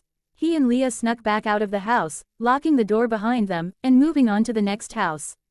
They had delivered close to 1,000 gifts, mainly to children between 3 and 12. However, there were some households, like this last one, where Felix had a little something extra in his bag. Leah had seen a side of Felix that she didn't think a vampire was capable of. He was jolly, she laughed at herself, but the word truly fit. And he was kind, caring, and oh so sweet. He knew about every family he visited. She learned that he usually visited the children who were in the hospital during Christmas, but hadn't been able to this year. She was surprised to find out that Santiago would take over that role when Felix wasn't available. This is our last stop, Felix told her. The twins, Antonia and Fernando, are 8, and have been trying to catch Santa in the act since they were 4. I find them asleep in a different spot every year. Once on the stairs, once behind the tree, once behind the cushions on the couch. Last year they hid underneath the little table where they put the milk and cookies. They had put a tablecloth over it, and their little feet were just peeking out from underneath. Their mom tells me they can never understand how they end up in their own beds with a candy cane in their hands. They always wake up when their parents move them. He chuckled. I look forward to teasing them when they come of age. Why'd you leave them for last, then? It's 5 a.m., aren't they more likely to wake up now? I want them to catch me this year, Felix explained. I've been told they are starting to doubt Santa's existence. They will see me, and believe for another few years. It will be fun. Stay out here, but keep your back to the windows. If they look, Aunt want them to be able to recognize you. Leah laughed and turned away. Hurry up, Santa Claus. I'll be here when you're done keeping the dream alive. She jumped when she felt him smack her ass. When she looked over her shoulder, he was already inside. She smiled. She really thought she could love the blood-sucking bastard. The sisters had been very understanding when Bella hesitantly greeted them a second time. She noticed they were careful not to touch Marcus, or speak exclusively to him. Didymus had introduced Bella to her mate, Ankit, whom she called Kit. He had traveled to Italy from his homeland of Nepal 800 years ago, and Didymus had left with him a decade or so later. They were living in Spain right now, but both preferred the untamed mountains of Nepal. Bella gaped a little when Didymus mischievously noted that there was nothing quite like making love at the very tip of Mount Everest. Meeting Kit reassured Bella, especially since Marcus was with her, and his former companion was the only one safely mated. She was able to enjoy the conversation, which was briefly interrupted when Dimitri stopped by to seek Marcus's counsel. Bella met the staff later Christmas afternoon, her mates at her side. The food Lorenzo had served was fantastic, and as they all sat to eat, she noticed that the brothers were each served a glass of what was obviously not red wine. They sipped casually throughout the meal, sharing their meal with Bella. She was surprised and pleased to find that blood had as much variety as wine itself was supposed to have. Although, really, anything she had heard about wine came from movies. Sweet, dry, rich with undertones of fruit, herbs, chocolate, and more. Each person had their own uniqueness, and carried it with them in their veins. If you will excuse us, Arrow finally said, standing up from the table. My brothers and I would like to thank you all for welcoming our mate, and your new mistress, and sharing your Christmas meal with her. We will leave you now to enjoy the rest of your holidays. Bella smiled, addressing the staff herself. She figured it would be the polite thing to do, especially since Arrow was so obvious in pointing out to them, and to her, that she was the mistress here now. The thought intimidated Bella, but she didn't let it show here. She'd talk to her mates later. Yes, thank you all. The food was excellent, and I truly enjoyed meeting all of you. I hope you have had a happy Christmas and that the rest of your holiday is good. She took Marcus's waiting arm, and allowed her mates to lead her from the room, amid the well wishes of the staff. What would you like to do now, Amata? Marcus asked. I am completely at your disposal. Keys, Arrow, will you accompany us this afternoon? Actually, Marcus, Dimitri had mentioned that he thought his search would take him to the most ancient artifacts we have, and so I began there when I sent him to his mates. I believe I had just stumbled upon a relevant fragment before I left. Dearest, you do not mind if I return to that, do you? Bella shook her head. No, Arrow, I don't. The day so far has been quite busy for me. Pleasant, but I met a lot of new faces, and wouldn't mind some downtime. Maybe take me somewhere quiet and relaxing, Marcus. Of course, Marcus replied. Keys, I must meet with the lower guard. Keys declined. They have been keeping to themselves and their training. But they will also want to meet Bella soon. The lower guard? Questioned Bella. Who did I meet today? You met the senior guard, dearest. Keys caressed his mate's soft cheek. Dimitri, Felix, Jane and Alec are the elite guard. Our most trusted. There are another 17 vampires that make up the lower guard, but they do not always stay in the castle. They are free to roam as long as they are within 2 hours of Volterra and always available. Arrow said, most choose to stay in the city, or quite nearby. They will all be recalled to the castle now, to begin training for the threat that looms. You must train as well, Marcus added. Although we will wait until you are rested and settled. Keys, how are our guests in the dungeons? Keys's smile was feral. The sisters did not think that our Matt E would appreciate Laurent scattered about the throne room where I ordered him left, so they had him placed throughout the lower levels, with his head locked up. It is gratifying to see him inch his way together. You must come and see later. The redhead, on the other hand, is perfectly intact, except for her mind. She is utterly mad, and rabid for our Bella. It would be a kindness to end her existence. Unfortunately, I feel no pity for the bitch. When he saw his tiny mate shudder, Keys drew her into his arms. Have no fear, dearest. They will not escape, and no harm will come to you, he assured her. Bella pulled back, looked into her white-haired mate's eyes, and saw utter ruthlessness. He was unforgiving and thirsted for vengeance, the complete opposite of the tender-hearted, gentle vampire she had seen so far. She didn't like it. Keys, she began hesitantly, I know you are upset with Victoria, but did she really do anything so wrong? Keys's eyes widened in surprise. He backed away from his mate before he began to pace. Outraged, she tried to kill you. He shouted, eyes black.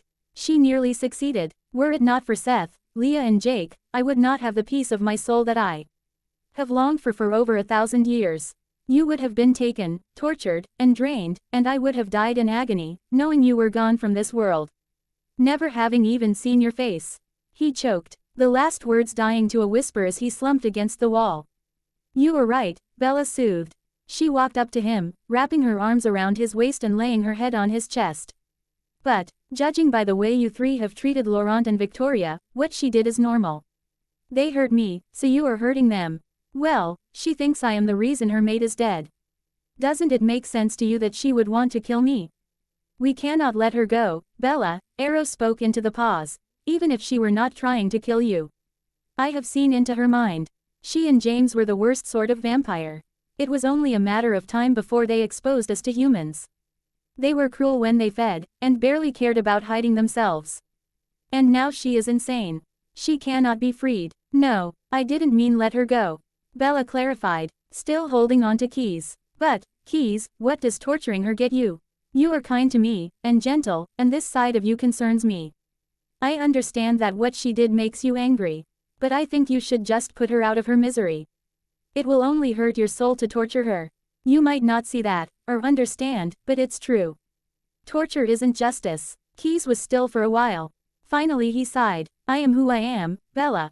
I have never been considered kind or gentle. I am ruthless, quick to temper, and prone to violent outbursts. Some of that has been the torment of waiting for you. Being excluded from the bond site has made me increasingly agitated over the years. But you are right, dearest, he sighed, running his face over her hair and breathing in her scent. Torture would make me no better than she is. I will put her out of her misery. But do not expect me to be so lenient with the male. He did not lose a mate. He is not insane. There is not a single argument to be made that justifies his actions. However, I will do nothing more than enjoy the torment he feels as he pulls himself together. Jane has more claim to him than I do, for his treatment of Seth. I will relay your words to her. She may choose a swift death for him, or not. Bella placed a kiss on Keys's tense jaw, and pulled him in for a deeper kiss before stepping back with a smile. Thank you, Keys, for that. You won't be too long, will you? I'm looking forward to some time together, without anyone else around tonight. I will give you some quiet time with Marcus and see you a little later. But I won't be too late. Shall I pry Arrow away from his artifacts when I am done? Bella hummed in agreement, and if it's late, could you see about dinner? I'm full as a tick right now. But I'm sure I'll be hungry later. Of course we will, my darling, Arrow happily declared. He gathered her hands in his and pressed kisses to her palms and to her lips. Enjoy your relaxation and we'll see you later. With that he and Keys disappeared from sight. Bella turned to find Marcus eyeing her consideringly. She raised her brows in question, but he shook his head, smiling and offering her his arm. Shall we go, my mate? He asked. I will show you the space I call my own. I find it the perfect place to clear my mind after a long day. He escorted her back toward their wing of the castle, stopping at a set of doors inscribed with his initials. Arrow, as you have seen, has always been interested in the technology of humans. His own space is filled with every new gadget he can get his hands on, as well as a vast collection showing the advance of humans over the years. The modernization of this castle, from electric lights to plumbing to cell phones, game consoles and computers, has all been due to his fascination. Keys, for all his bluster, has the soul of an artist. He sees beauty in the smallest things, and in the mundane. He also has a tendency to see beauty where none should exist. The darker side of the vampire. As you witnessed today, his space is his studio. He will show it to you soon, I'm sure. He paints, carves, sculpts, you name it. He does it all. You asked about the mural on our bedroom wall. But I know you noticed the bed as well. He made that, chose and sourced the wood, designed the bed, and carved it in minute detail. And yet, Keys also has a large collection of weaponry. Both modern and ancient. He tends to favor the older weapons over those used today. That is the part of Keys that you confronted today. You surprised him, and me. You made Keys think, for the first time ever, about the darker, more violent parts of himself. He recognized that what you said is true. His savage, sometimes cruel, actions have never brought him the peace he sought. You made him realize that today. You spoke to him as the equal you are, and like a wise leader. I am so very proud of you, my precious one. Bella blushed, silently cursing that she still could. Thank you, Marcus. She grinned. Now are you going to show me your space? Of course, he replied, opening the door. Bella walked in, eyes wide, to a richly decorated, two-story room. Shelves were built into every wall on the first level, and a spiral staircase led up to a balcony level that spanned 3 walls of the room. The 4th wall held a pair of windows the height of the room, spilling natural light inside. The shelves continued all along the balcony, from floor to ceiling. Library ladders were visible throughout the room, and in the middle there was a seating area with 4 overstuffed chairs around a low table. Every shelf was filled with books. The room smelled of leather and paper and ink and dust, and Bella fell in love in that moment. Marcus, she breathed, this is wonderful. This is like a dream. How many books are there? How are they organized? She walked to the nearest shelf and ran her fingertips over the spines of the books lined up on it. There are over 10,000 volumes here. Marcus smiled at his mate's enthusiasm. He had a feeling this would not be just his space for much longer. He looked forward to sharing it with her. These are the books that hold particular interest to me. They are arranged according to the date I acquired them. But, innamorata, reading is not my only passion. Look around. What else do you see? At his urging, Bella tore her gaze off the books. It was then she noticed the instruments. She identified a cello, a violin, a guitar set in stands around the room. A grand piano was set between the 2 windows. She moved about the room, looking at instruments set in glass cases, obviously very old. She couldn't identify most of them, and others she could only guess at. Do you play all of these? I am proficient with all of them, yes. I began to collect just after we settled here in Volterra. I have had favorites for a time, and those have been replaced with others, and still others. I enjoy the piano and the violin, and have for a long time. But my current favorite is this. He picked up something resembling a guitar and held it out to Bella. She took it and noticed that it had 12 strings, in 4 groups of 3. She looked at Marcus quizzically. It's a tipo colombiano. Its sound is quite remarkable. Sit and I'll play for you. He took the instrument from her and directed her to one of the chairs. Perching on the arm of another, he began to play. Bella closed her eyes after a minute and let the melodic sound wash over her. Blank. She awoke in their bed with her 3 mates around her. She stretched, smirking when she saw their eyes fix on the bit of skin exposed by her top riding up. She moaned, mischief in her tone, now that you have me here, what are you going to do? Any further words were stopped when Arrow claimed her mouth in a hard, wet kiss. She tangled her hands in his hair, and met his tongue with hers, humming with pleasure at his taste. Lost in Arrow, she barely noticed her clothes torn away, until she felt cool lips and teeth and tongues on her bare flesh. She gasped into Arrow's mouth when she felt a tug at her breast, and groaned when a mouth descended to suck and nip at her clit. Keys wrapped his lips around his teeth, clamping one of the soft, pink peaks of his mate's luscious breasts hard. He gasped made the corners of his eyes crinkle as he smiled to himself. He caressed her other nipple gently, barely skimming the puckering bud. With a hard tug to one, and the barest of touches to the other, Keys alternated until Bella was whimpering. The opposite sensations at her breasts was driving her mad. The small bit of pain with the tug traveled down, sensation pooling where Marcus's mouth tormented her. And the soft brush gave her goosebumps, sending shivers that she felt in the back of her throat. She arched up, trying to balance the pressure, but Keys steadied her with a hand on her ribs, and then switched sides, brushing and tugging once again. Marcus's purr vibrated into Bella's core as he immersed himself in her essence. She wrapped her legs around his head, arching up into his prodding tongue. Marcus gently pried her legs away from him, pushing them wide and holding them down. He looked up to see Arrow nipping his way down to her breast, trading places with Keys, who took their mate's mouth with his own. Bringing his mind back to the task at hand, Marcus flattened his tongue, licking a long line from Bella's back entrance up to her clit. He repeated the action, smiling when she jumped at the new, and unexpected, sensation. He focused back on her clit, sucking the swollen tip and rolling it with his lips.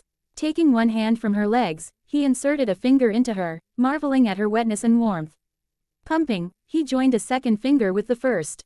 Bella's hips began a rolling rhythm in time with his fingers' thrusts, and her breath came in short pants against Keys's lips. Arrow looked up from where he was placing kisses against Bella's neck. Her shoulders and collarbone, her breasts and down to her stomach. He met Marcus's eyes, and reached to the side, picking up and handing his soul brother the bottle of love.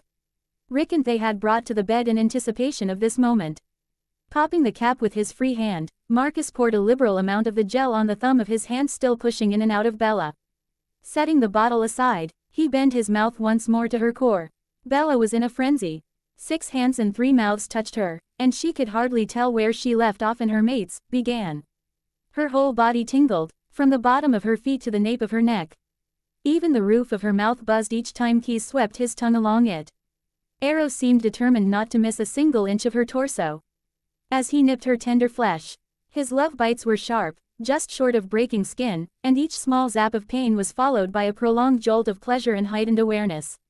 It took her a minute to feel the digit circling the puckered flesh of her ass, and by the time she registered the intrusion, Marcus had already pressed his thumb into her dark depths. He drew his thumb in her ass, and his fingers in her pussy out at the same time, brushing them against each other through the separating membrane, and slowly pushing back in, starting a slow tempo that clouded Bella's mind in a haze of pleasure. Her orgasm drew closer and her hips pumped into Marcus's hand faster, and she felt his fingers and thumb slide in and out of both entrances at once. "Ah!" she screamed, arching up. Her cry soon turned into a high-pitched, wordless wail. Keys and Arrow sat back on their heels to watch her ride out her climax. Bella's hands flailed at the bedsheets, and her head tossed from side to side. Marcus relentlessly continued his fast-paced thrusts, his face buried in her bared, oversensitive flesh, tongue flitting against her clit rapidly. He pulled his thumb from her, too. Ring his hand quickly and beckoning his fingers against her G-spot hard. "Oh my fucking god." Bella shook, her toes curling and every muscle in her body contracting when her orgasm continued, increasing in intensity. Marcus brought his lip-covered teeth down on her clit firmly, and was rewarded when, with a renewed scream, Bella gushed against him, releasing her fluids against his face and hands. "Dear gods, brothers," Arrow breathed in awe. "Look at her. Have you ever seen such passion, such abandon?" "She is without equal, Arrow," Keys replied. Then he spoke to Bella, who had finally relaxed and opened her eyes. Her hair was wild and stuck in places to her cheek, and she was panting heavily, her pink tongue peeking out of her mouth. "My mate," Keys said. "We would dearly love to have all of you now. Each of us with you, within you. At the same time, we would like to enter you, cover you, surround you and overwhelm you. Will you allow us?" Bella thought that she had been completely sated, yet her body proved her wrong. At Keys's words, her heart skipped a beat, and then sped up once more. She felt her body start to tingle once more, and her hips jerked upwards involuntarily. Bringing her own hands to her breasts, she squeezed them, closing her eyes and throwing her head back to expose her neck. Moaning, she opened her eyes once more to meet the black-eyed gazes of her vampires. "Come to me, my mates. I can't wait to feel all of you inside me." She rolled onto her hands and knees, facing Arrow, with Marcus and Keys behind her. Looking over her shoulder at them, she smiled. "I have chosen who I want to taste first. You two can figure out the rest." Keys held Bella close in the back of the limousine, as they made their way to the airport. Opposite them, Felix had a large hand on Leah's thigh, smiling as she leaned into him. Conversation was light, and included Alec, who had volunteered to drive to collect his sister. Keys had tried to convince Bella that they could wait in Volterra for Jane, Seth, and the 3 former Cullens to come to them, but his mate was adamant about meeting the plane. "Given everything that Jasper and Rosalie have apparently done for me, Keys," Bella had said over his protests, "it would just be good manners to be there when they land. Plus, Leah wanted my company. You don't have to come if you don't want to. You can go back to chortling as Lawrence's body parts try to find each other." "That was a little mean, you know." Keys grinned. "You know that my brothers and I will not allow you to go without at least one of us. I will amuse myself with Laurent later. I am looking forward to seeing what Jane thinks of his current predicament." "You found it amusing, my darling. I saw you stifle a laugh when his hand kept trying to wiggle through the hedges, or when his kneecap kept knocking against the walls." Bella wrinkled her nose, fighting back a smile. Keys had given Victoria a swift end, but continued to enjoy Lawrence's dilemma. Her white-haired mate had persuaded her to come with him to the dungeon several days ago to watch as the pieces of vampire flesh found each other and knit themselves together tenuously. Keyes had explained that, unless they were exposed to blood or venom, any fusing would only occur on the surface. Below the vampire skin, muscle and bone would remain unattached, and the reformed part would be very weak. So far, both of Lawrence's feet and one of his hands had been reassembled. His torso was nearly complete, and all but 6 of his dreadlocks had found their way back onto his head. Lawrence's face was a mask of horrified fear, pain, and impatience. Watching him, Bella did not feel the same understanding for him that she had for Victoria. After all, as Keyes had pointed out, Laurent had not lost his mate or his MIND when he attacked her and the shifters. Keyes had expressed displeasure at how quickly the dark-skinned vampire was coming together. He ordered several guards to gather up the pieces in individual bags, and then grabbed Lawrence's head by his hair. Holding it in one hand while keeping himself away from the weakly snapping teeth, he offered his other arm to Bella. "Come, my darling," he chuckled as she very hesitantly placed a hand on his arm. "We have not shown you the gardens yet. I have an ongoing project in the western courtyard that I think will keep this cur from regaining himself too quickly." He led her out to a balcony overlooking what was obviously a maze. Bella saw several entrances, but, even looking from above, it was more complex than anything she had seen before. Stone walls, hedges, bridges, and what looked like underground passageways completely obscured a clear path through. In the center, a fountain splashed, its sound providing a deceiving beacon to those trapped within the maze. Bella turned to Keyes, wonder in her eyes. "It is only 1 acre, Keyes said, "but it has 8 underground passageways, each with their own twists and dead ends, and 5 bridges. I have been tinkering with it for the last 100 years or so. Once a vampire has solved it, they will ever know the path, of course, but it still keeps me amused. I think it will suit my purposes very well. Would you like to wait here? Or would you like a closer look?" "I'll wait here," Bella replied, already suspecting what Keyes was up to. "I wouldn't mind trying to figure it out for myself sometime, so I won't peek, either." "Hurry back." Keyes entered the maze, instructing his guard to deposit Lawrence's pieces wherever they wanted inside, and then placed the vampire head atop the fountain, arranging it so that the spray exited Lawrence's mouth whenever he opened it, streaming like a collar from around his neck the rest of the time. Laurent glowered at the added indignity. Bella's first reaction was to laugh when she saw the sheet of water pouring from the base of the vampire's head. Keyes was relieved. He had been worried that Bella would be upset with him for toying with Laurent. True, this was the same as the torture he had planned for Victoria, but he relished the humiliation he heaped upon the nomad. He also took dark delight in the prolonged pain Laurent would suffer as his pieces searched the maze for each other. Lawrence's unproductive attempts to bring his scattered corpse together still played through Keyes' mind as they came to a stop at the airport. Leah's flung her door open, charging her brother, who had just descended from the plane. "Leah," Seth cried, hugging his sister hard. He swung her around, overjoyed when she laughed and hugged him back. She looked fantastic, with a wide, happy smile on her face that he hadn't seen in a very long while. "You look great. Is it Italy that agrees with you, or your Italian bloodsuckers?" Leah punched him playfully on his arm before stepping back into Felix and wrapping his arms around her waist. She reached up behind her to hook her hand around his neck before answering her brother. "It must be Italy," she squeaked when Felix turned and nipped her upraised arm. He pushed his nose into the crook of her elbow, inhaling deeply the complex fragrance that was his mate. "What?" she asked mischievously, looking over her shoulder at him. "Dimitri is a Greek bloodsucker. Remember, and that wasn't one of Seth's options. So, if Dimitri doesn't get credit, then neither do you." Felix said nothing as he bent his head to take Leah's lips in hard kiss. Her needy whimper made him want more, and he met her questing tongue with his, turning her around to face him. She gripped his hair hard, jumping and wrapping her legs around his waist. And he moved his hands down to seize the plump globes of her ass, continuing to feast on her mouth.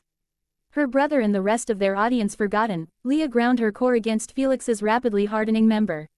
He pulled away from her mouth, kissing and nibbling down her neck. She threw her head back with a whining gasp as he nipped the mating mark he gave her hard, then began to lick and suck it. Leah thought she heard someone yelling her name, but any awareness was lost when Felix hiked her up higher to catch a cloth-covered nipple in his mouth. Growling, she scratched her nails down his back, grabbing his shirt up and tearing it off. She moaned, feeling his strong flesh beneath her hands, moving one hand to the front, low between their bodies. Rubbing her fingers along his rigid length, she fumbled with his belt, pulling it apart before working to open his button and zipper. Bella watched, mouth agape, as Felix and Leah lost themselves to their passion.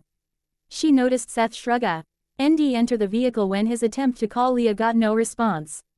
Jane stood next to her brother, shaking her head in amusement, when suddenly Jasper, who had just been leaving the plane, rushed down the stairs, eyes black, unable to keep from projecting Leah and Felix's lust, along with his own.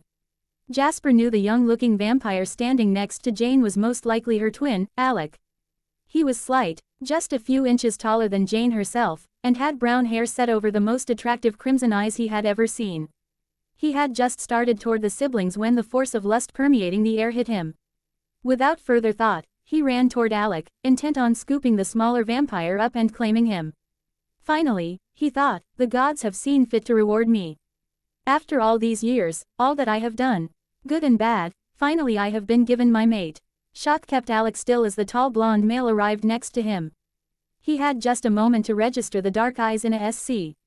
Art face before he was gathered up in strong arms. You are mine, he heard the vampire growl softly into his neck. He was held firm against the male's body, and as he inhaled, the scent of the vampire who held him hit him. And he felt his body swell in response. He tilted his head, baring his neck completely, and grabbed at the male's lean hips, thrusting his erection to rub against another. Oh gods, Bella said, her mutter turning into a moan as Keys pulled her back into his front, his hard cock digging into the cleft of her ass. She still blushed when she thought about everything she had done with her mates over the last week. The feeling of all of them in her body continued to overwhelm her, sending her into paroxysms of ecstasy that she feared she would never recover from. Bella's eyes closed as her head fell back onto Keys's chest, only to snap open when she heard fabric rip. Leah was grinding up against Felix, her hand jerking furiously on his exposed penis, clad in just her bra and underwear. Jasper had Alec pinned to the trunk of the limousine. Their hands were clasped over Alec's head, and they were devouring each other's mouths, their hips moving rhythmically together. Jane's eyes were frantic, her body twitching as she eyed the vehicle door Seth had shut behind him. Bella could almost hear the argument going on in the small female's head, and through the thick fog of lust. She realized that she had to stop this. Just as Felix tore off Leah's underwear, Bella yelled, Jane. Pain on Jasper, now.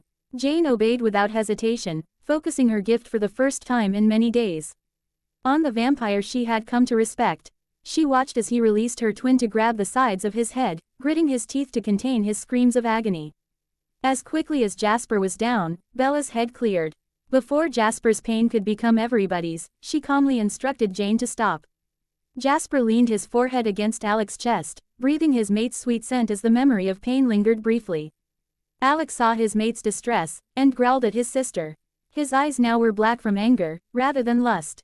He stood quickly, pushing the taller vampire behind him, and launched himself at Jane. Teeth bared, venom dripping, his own gift leading the way. Leah was completely bare now with Felix buried inside her. His hands at her hips pulled and pushed, and she was bucking against him, growling. Eyes yellow, and canines out. Stop, Bella yelled, not sure if she was shouting at Alec or the pair putting on a live, public sex show. She was unsurprised when nothing happened.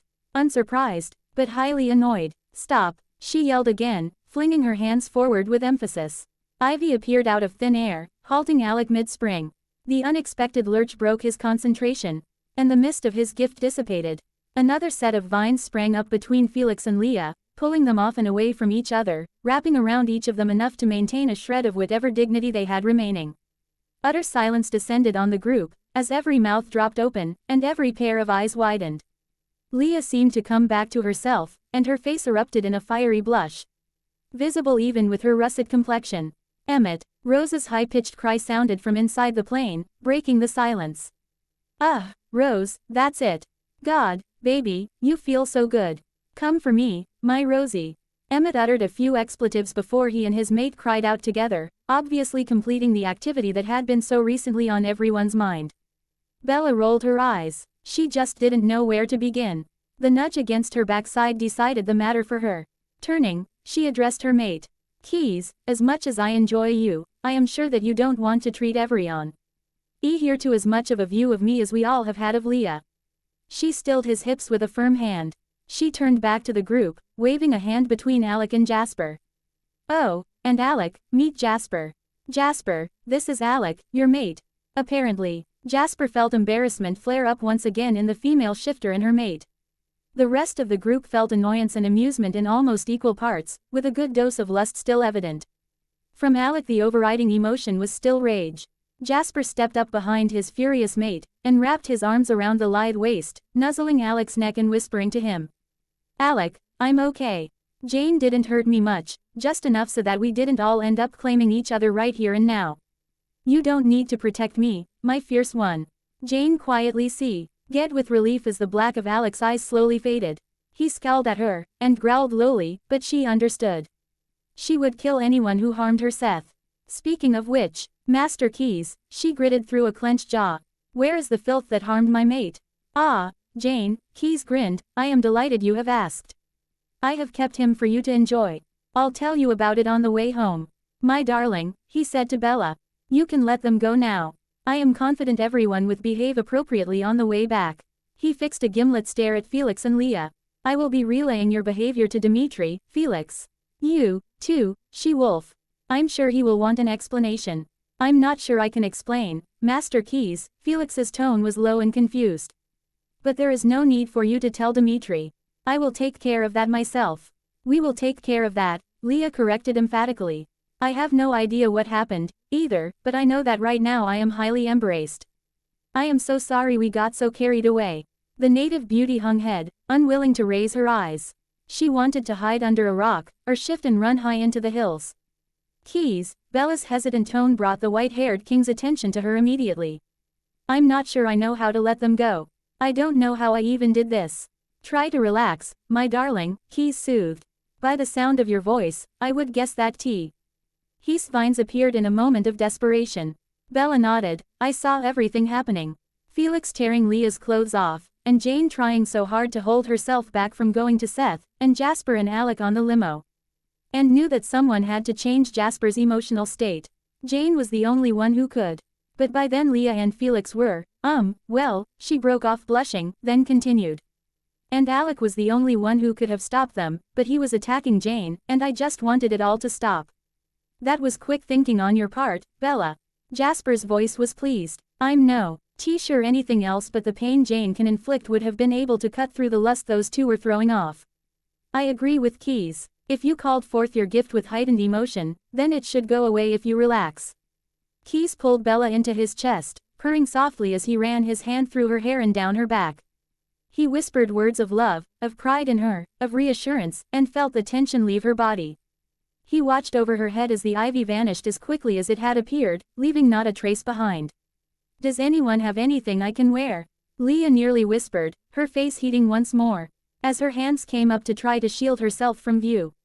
Felix dashed in front of her, zipping and buttoning his pants at vampire speed, while everyone else turned away. You can borrow something of mine, Rose answered, as she walked gracefully out of the plane and down the steps, Emmett following behind with a satisfied grin, his eyes firmly trained on his mate's bottom. Rose looked immaculate, not a hair out of place, or a wrinkle on her clothing. Leah grumbled to herself at the unfairness of it all. The statuesque blonde female directed Emmett to put her suitcase on the trunk of the limousine. She took a second to shake her head at the new dents adorning the gleaming black metal, and then she opened her luggage and removed a soft, silky summer dress in aquamarine blue. And a pair of white lace thong panties with the tags still attached. Here, Rose handed the dress to Leah, everything in this suitcase is either new or almost new. I only wore the dress once, but I'm sure it will fit you. I have a bra here to match the panties, but I'm a little more busty than you, and I think the dress will be just fine without it. Leah bent to slip on the underwear. Felix held the dress, helping to drape it over her head. As he moved her hair out of the way, his nostrils flared, and he drew in a large breath of air. Immediately his eyes darkened, and he reached for Leah once more. No, Jasper panicked. Alec, your gift. Sensory deprivation, right? At the twins' nod, Jasper ordered, throw it on Leah and Felix, now. Unless we want a repeat of what we just narrowly avoided. Alec needed no further prodding to envelop the large vampire and his mate in his gift. Well, Keys growled, his eyebrows drawn down in a stern frown. When we get back, remind me to toss SA2 into their chambers with Dimitri and orders not to come out until they have got whatever it is out of their systems. He offered Bella his hand, turning to the remaining group, with Felix and Alec indisposed at the moment. I will be driving back to Volterra. I am sure you too, he indicated Rose and Jasper, will be interested to learn what Arrow and Dimitri have uncovered over the last few days. He opened the passenger side front door for his Bella, and nearly recoiled at the scent of shifter semen that wafted from the interior. Slamming the door, he stalked to the back, opening the rear door to reveal a mortified Seth with his face hiding his hands. He had removed his shirt, obviously using it to catch and clean up the evidence of his release. Peeking through his fingers, he slowly brought his hands down. I just couldn't stop myself, he explained with a weak grin.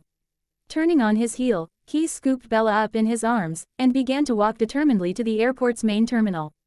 He turned and glared at the abashed group before him. Bella and I will be finding our own transportation, he stated. The rest of you take that vehicle back to Volterra. Tell my brothers we will arrive shortly. And clean the limousine, he yelled. Bella and Keys actually arrived in Volterra before the rest of their group. Keys had quickly rented a Ferrari F430 Spider, and Bella's heart hit her throat when she glanced over and saw him pass the 200 km/h mark when they overtook the limo on the autostrada.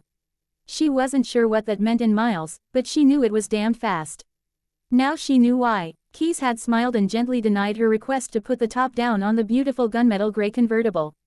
They did what? Dimitri growled, thinking Dimitri might react badly to Felix and Leah. Turning under the influence of Alec's gift, Bella had called ahead to Arrow, asking him to meet them in the garage with Marcus and the tracker. I don't think they could control themselves, Dimitri. Whatever is going on, they were fine on the way there. It was only after we met the plane that they started acting weird. After Felix inhaled her scent directly from the veins in the crook of her elbow, Keys added. And again when he pulled her hair away from her neck helping her dress. That is when we had Alec contain them. Arrow took his hand away from Keys and addressed the tracker. Whatever it is Had is drawing Felix so strongly to Leah is becoming more potent. The second time he was not nearly as close to her as the first time. I would suggest that when they arrive, you hold your breath and allow Alec to escort them to your chambers. Dimitri nodded, taking the suggestion seriously. He was intrigued and concerned at this latest turn of events, and the last thing he wanted was to take his wolf in a surge of uncontrollable lust, here on the floor of the garage. Dimitri, murmured Marcus, smiling slightly, do not trouble yourself with thoughts of the guard, or your duty, until you have settled your mate. We will send for you if you are urgently needed. If you are not, then enjoy your mates, and send word when you can. Master Marcus, Dimitri suspected the ancient vampire had an idea what was going on. Do you know what is happening? I do not know, but I can make a guess. Marcus looked at his captain and smirked. Your Leah is a wolf, after all, Dimitri. It is plausible, even probable, that she has entered her fertile cycle, and her scent is potent enough to lure her mates to her. It will be interesting to see the outcome of this. Over the years there have been rumors, although we have never seen it confirmed, of vampire males conceiving children with human women. He turned to leave, offering Bella his arm. She giggled at the shocked expression on Dimitri's face, and patted his shoulder softly. Have fun, Dimitri, she snickered, taking Marcus's arm. Together, she and her three mates exited the garage. Entwined Dimitri met the newly arrived group in the garage. He took a deep breath before pulling open the limo door and motioning everyone out. Glancing at the three unfamiliar vampires, he asked Jane to prepare the former Cullens to present themselves to the coven with all decorum and haste. Rosalie bristled at his tone, but he had dismissed her with a look, before asking Seth to take his sister and follow Alec to the trio's chambers. Unfortunately, at that moment, he expended all the air that was in his lungs. Hefting Felix, he nodded to Alec, who swiftly escorted them all away. When Seth returned to his imprint, Jane had once more assumed the stern demeanor she usually wore in Volterra. She directed Alec to take his place next to Jasper Whitlock, and led the group into the heart of the castle. Dwarfed by her shifter mate, Jane entered the throne room. As expected, the entire coven, including the lower guard, was there to meet them. The kings were seated in their temporary thrones, with Bella seated in between Keys and Arrow. Jane bowed low before her kings and new queen, watching from the edge of her vision as the others did the same. She held back a small huff as Seth merely tipped his head, waving a little at Bella. Jane heard Athenadora gasp at the familiarity. But the lady said nothing as Bella's lips tilted up and she waved back to the young shifter. Majesties, my ladies, may I present to you in the coven my mate, Seth Clearwater. Alex stepped forward when Jane had finished speaking. Smiling with obvious delight, he tugged at Jasper's hand, bringing the taller male up beside him. Majesties, my ladies, may I present to you in the coven my mate, Major Jasper Whitlock. With him I present Rosalie McCarty, and her mate, Emmett McCarty, both formerly of the Cullen Coven. Welcome back, Seth. Arrow beamed at the young shifter. His expression dimmed when he took in the rest of the newcomers. Welcome to Volterra, Mr. and Mrs. McCarty. Welcome, Major Whitlock. You have been most fortunate, finding your mate in Alec. I cannot disagree with you, Master Arrow. Jasper replied with a smile at Alec. I am very fortunate, indeed. Keyes descended the stairs, Bella at his side, and walked toward the group. It is good you are here. You will have time to meet the guard individually at a later time. You know who we are, but for the sake of protocol, I am Keyes, and these are my soul brothers, Marcus and Arrow. We are pleased to present the Lady Bella as our maid and queen. We are the rulers of the Volturi. I also make known to you the Lady Didym and her maid Ankit, as well as the Ladies Sulpicia and Athenadora. They have been kind enough to preside over the business of the Volturi while we were recently away. Marcus dismissed the guard with a wave of his hand as soon as Keyes was done. He allowed the ladies to welcome the newcomers and congratulate Jane and Alec on finding their mates. The three Volturi ladies were unusually interested in Seth, reducing him quickly to a blushing stammer. It was Rosalie that put a halt to needless conversation when she turned to Arrow and began to speak in her usual brusque, no-nonsense way. Master Keyes mentioned at the airport that you had found something that would interest Jasper and me. If it concerns Bella, I would like to know as soon as possible. I have been watching for, and protecting her for decades. I cannot stop now. Thank you for that, Rose, Bella murmured, earning a wide smile from the blonde beauty. And thank you, Jasper, for everything you've done. Bella turned to her mates. Arrow, I would like to see what it is you've been so excited about for the last several days. I also would like to know what the heck was with the ivy springing out of nowhere at the airport. It's a good thing the private runway is a long way from anywhere, with what went on there. I would like to see your power also. Amata, Marcus said, it makes one wonder what else we have not discovered about you yet. I believe, Arrow, you have all your notes in our study. At his brother's nod, Marcus continued, let us adjourn there. I will call for food to be sent up for Bella, and Seth, too, if you and Jane are joining us. Sure, I'll come. Then, if it's okay, I'd like a place I can phase to pass on the information to Jake. He can tell the elders and Charlie. Everyone is curious about how much of a freak you really are, Bella. He chortled when Jane put her hands to her face and shook her head. Keyes narrowed his eyes at the shifter, while Marcus stifled a smile and Arrow laughed outright. Bella smacked Seth's arm, surprising him with her newfound strength. Don't worry about it, Jane, she soothed the embarrassed guard. He's just a puppy. I'm sure you'll be able to house-train him, with enough time. Besides, him calling me a freak is kind of like the pot calling the kettle black. Seth staggered, mocking a wound to his heart, while Jane giggled into her hands. Alex stared at his sister in disbelief. He opened his mouth to say something about her odd behavior, but an impatient so. From Rose brought them all back to their task.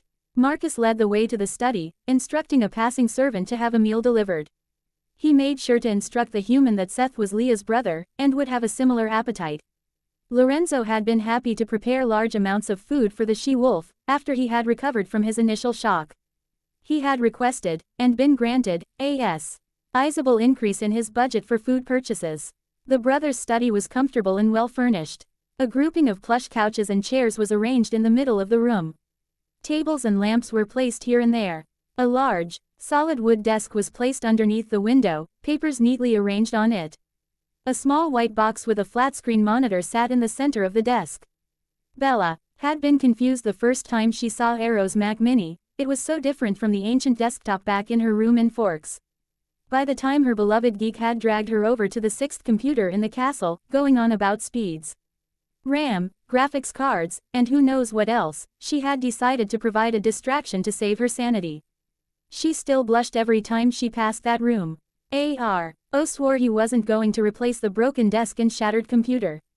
Unfortunately, he had mistaken her actions, and now thought that endless chatter about technology turned her on. She figured she'd correct him in a few decades. Arrow pulled a laptop off a shelf in the room, sitting next to Bella on one of the couches. He turned to Rose and Jasper.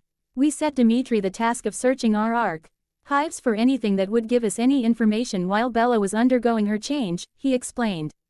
It wasn't long before he realized that the guard would not be able to help, as there was no pertinent information outside of the ancient Greek and Mycenaean writings. He had just begun on the oldest of the Greek texts when I took over the task, giving him some much-needed, and well-deserved, time with his mates. I decided to work from the oldest texts forward, combing through every scrap of Mycenaean script we have. I've been meaning to ask, Bella interrupted. Keys, if you're the one who has collected most of the ancient texts, why is it that you don't read the language?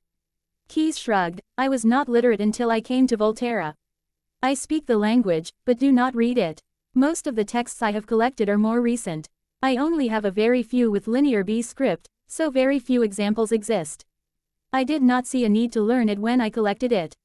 Arrow and Jane have taken it upon themselves to learn as many dead languages as they can. And it is a good thing we did, Arrow added, as I have found 2 separate artifacts with references that could possibly refer to this situation. Not knowing exactly what is going on, it is hard to say for sure. However, I did notice that Keys has categorized the items as originating from the same excavation, and at the bottom of each fragment is a symbol that looks remarkably like the plumeria flower that represents our bond. I have translated the writings. Of course, such an old language doesn't always translate well. But I believe I have it correct. The first reference is the Lamai, as follows. When the forces of the underworld, the haunting ghosts, the necromancer of witchcraft and darkness seek out new hunting grounds. The sacrificed souls descend. Violence and fear strengthen power. The violated goddess seeks freedom and spring once more. The sons and daughters of Mormo, one side in balance and harmony, the other in hate and torment, meet in final conflagration. The haunting ghosts, of course, refer to the Lamai, and the sons and daughters and Mormo to vampires, which we learned from Rosalie McCarty. The rest I can speculate on, but before I do, I will read you the other passage, which has more to do with our bond, and Bella herself, I think. The ancient bond, of ageless divinity wrought, sustained by life of ancient life. The nymph once more seen in the mortal plane, will shelter the chosen sons within her heart, and fortify them to meet their fate, banishing once more to the dismal realm. The envious brother. When Arrow had concluded his translation, the room was quiet. So what does it mean? Seth finally asked. Certain things are fairly obvious, but others do not make sense to me, Arrow mused. Jane, perhaps you could share your thoughts afterwards. You are well versed in Greek history, religion and mythology. But the first passage speaks of souls descending to Hades, which is the underworld. The necromancer could refer to Hecate, especially with the Mpusa and Lamii involved. And if it does indeed speak of Hecate, then the violated goddess can only be Persephone, Jane finished, the daughter of Demeter, and queen of the underworld, kidnapped and most likely raped by Hades to be his bride. Goddess of spring growth. I don't like the word conflagration, though, Arrow. How is it used? I wrote out copies of the original script, they are on my desk. Jane searched the symbols for a minute, then turned to the second sheet and searched there. Back and forth she went, before she spoke. I think it would be more accurate to say, fiery conflict, Arrow. Although considering the flammable nature of our bodies, conflagration may be exactly what it ends up being. The second text seems to infer a battle will need to take place also. Let us do all we can to ensure that any permanent loss of life or limb is unlikely, Keys growled. We will need to step up training for all the guards, as well as run emergency drills with the humans. In case the enemy comes to the castle. Bella should also work on her gift, or gifts, as the case may be. The second passage is interesting, Marcus spoke. The ancient bond is ours, and the nymph must refer to Bella. But who is the envious brother? One of us, or are we the chosen sons? I think the latter is far more likely, as our bond with each other, and with Bella, seems to make the former impossible. Hades, Jane said, after a thoughtful pause. The dismal realm. It makes sense. He lost the rule over the earth and the sea when he, Zeus and Poseidon drew lots to see how they would divide this realm. But that would mean, she stopped, looking horrified. That our enemies are Hades, Hecate and Persephone, Arrow finished grimly. Jasper felt fear permeate the room, and took a deep breath. Summoning all his army training, both vampire and human, he gathered his resolve, and sent it back into the room. Wilted shoulders straightened, and those who needed to breath stopped gasping for air. "There is more to it," he said after the atmosphere had relaxed. "Violence and fear strengthen whose power? Hecate's, Hades, or does it just make the MQSA and Lamai stronger?" And in the other text, "What does, sustained by life of ancient life, mean? And how are we to fight the gods?" "You will not fight the gods," a voice familiar to Rose and Jasper rang out. The two turned, dropping to their knees when they saw Artemis and Heracles standing near the doors. Keys stood slowly, awestruck at the sight, before he, too, knelt. As if that was a signal, each of the vampires, as well as Seth and Bella, knelt before the powerful beings. Artemis bid them all rise, going over to Bella first, and offering her hand. The stunned brunette took it, allowing the goddess to pull her close. Artemis tilted Bella's chin up with her forefinger, looking deep into her green and gold starburst eyes. "I have not seen a nymph in the mortal realm in many an age," she said. "You, young one, have great strength. Your union, libidinous though it may be, has been blessed. You will triumph. Of this I am certain." Artemis then turned to Jane, engulfing the small vampire in a loving hug. "You are a true treasure, Jane of the Volturi. Chaste still, in this ever lust-filled world." Jane lowered her eyes. If she had blood in her veins, it would have been heating the skin of her cheeks. Smiling, the goddess continued. "You would be a welcome addition to my companions in our realm, but I see you have found your mate at last. Have a care that you do not allow carnal thoughts to cloud your good sense. Build a solid foundation first, and you will find your union abundantly blessed." "Thank you, my lady," Jane replied, as she glared around the room, daring anyone to comment further. They all wisely kept their mouths shut, though Seth took Jane's small hand in his and held it, grinning down at her. "My lady." Once more it was Rosalie who steered the conversation back to the matter at hand. "If we will not have to fight the gods, why does this text seem to indicate that we must drive Hades back?" It was Heracles who answered. "The text you speak of a prophecy spoken by Apollon himself, just days after he came to possess the oracle at Delphi. Standing taller than any in the room save Emmett, yet just as broad as the large vampire, the hero of Greek legend was impressive. Our time in this realm was filled with what people consider mystical, magical, or fantastic. While people feared the gods, and rightly so, there was little that could instill bone-deep terror in the common people. Today humans in his realm want to explain everything by their own science, and their own laws. How do you explain to most people on Earth today that the laws of physics are flexible? That being dead does not mean that you cannot live. The potential for an atmosphere of desperate horror is so much greater now than it has ever been. Add to that the number of mortals walking this plane, their propensity for violence, and the raw, unprejudiced power of the weapons so freely obtained in this age, and Hecate can deliver to Hades that which she promised, in exchange for Persephone's freedom. And what would that be? Questioned Keys. Total dominion over the earth, sea, and underworld. He would enslave the mortal plane, and cast his brothers into Tartaros, to exist in everlasting combat with their father and the rest of the imprisoned titans. Artemis's voice was void of any emotion, but her cold recitation of Hades' plans chilled even the ice in the assembled vampires' veins. "How?" was the only word that Bella could form. After she had recovered from her initial terror. "And what about Persephone?" "The realm of Hades is not pleasant," Artemis's voice was flat. "It is dark, full of shadows, and without a glimmer of hope or happiness. The souls sent there wail in unceasing torment. It used to be that Charon would not ferry across the Acheron River any who did not have proper payment, by way of proper burial rites. But since the customs of the gods has long since been lost to mortals, there is now no payment to cross. There are few now who do not pass the adamantine gates to stand before Hades and the three judges. Very few. Persephone, queen of the underworld though she may be, never desired the role. She has always been the goddess of spring growth, just as her mother Demeter is the goddess of agriculture. She was taken against her will, and tricked into having to return each winter. Long has she craved her freedom." Artemis's explanation was taken over by Heracles. "We have known that something is amiss for quite some time. Ever has Hades coveted the domains that belong to his brothers.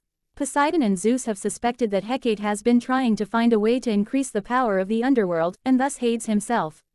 For a very long time. Zeus has discovered that she has very recently succeeded. She has managed to harness the power of violent and terror-filled death. The more turbulent the dark emotion a soul, not permitted into Elysium, is in when it arrives in the underworld, the greater the benefit to Hades.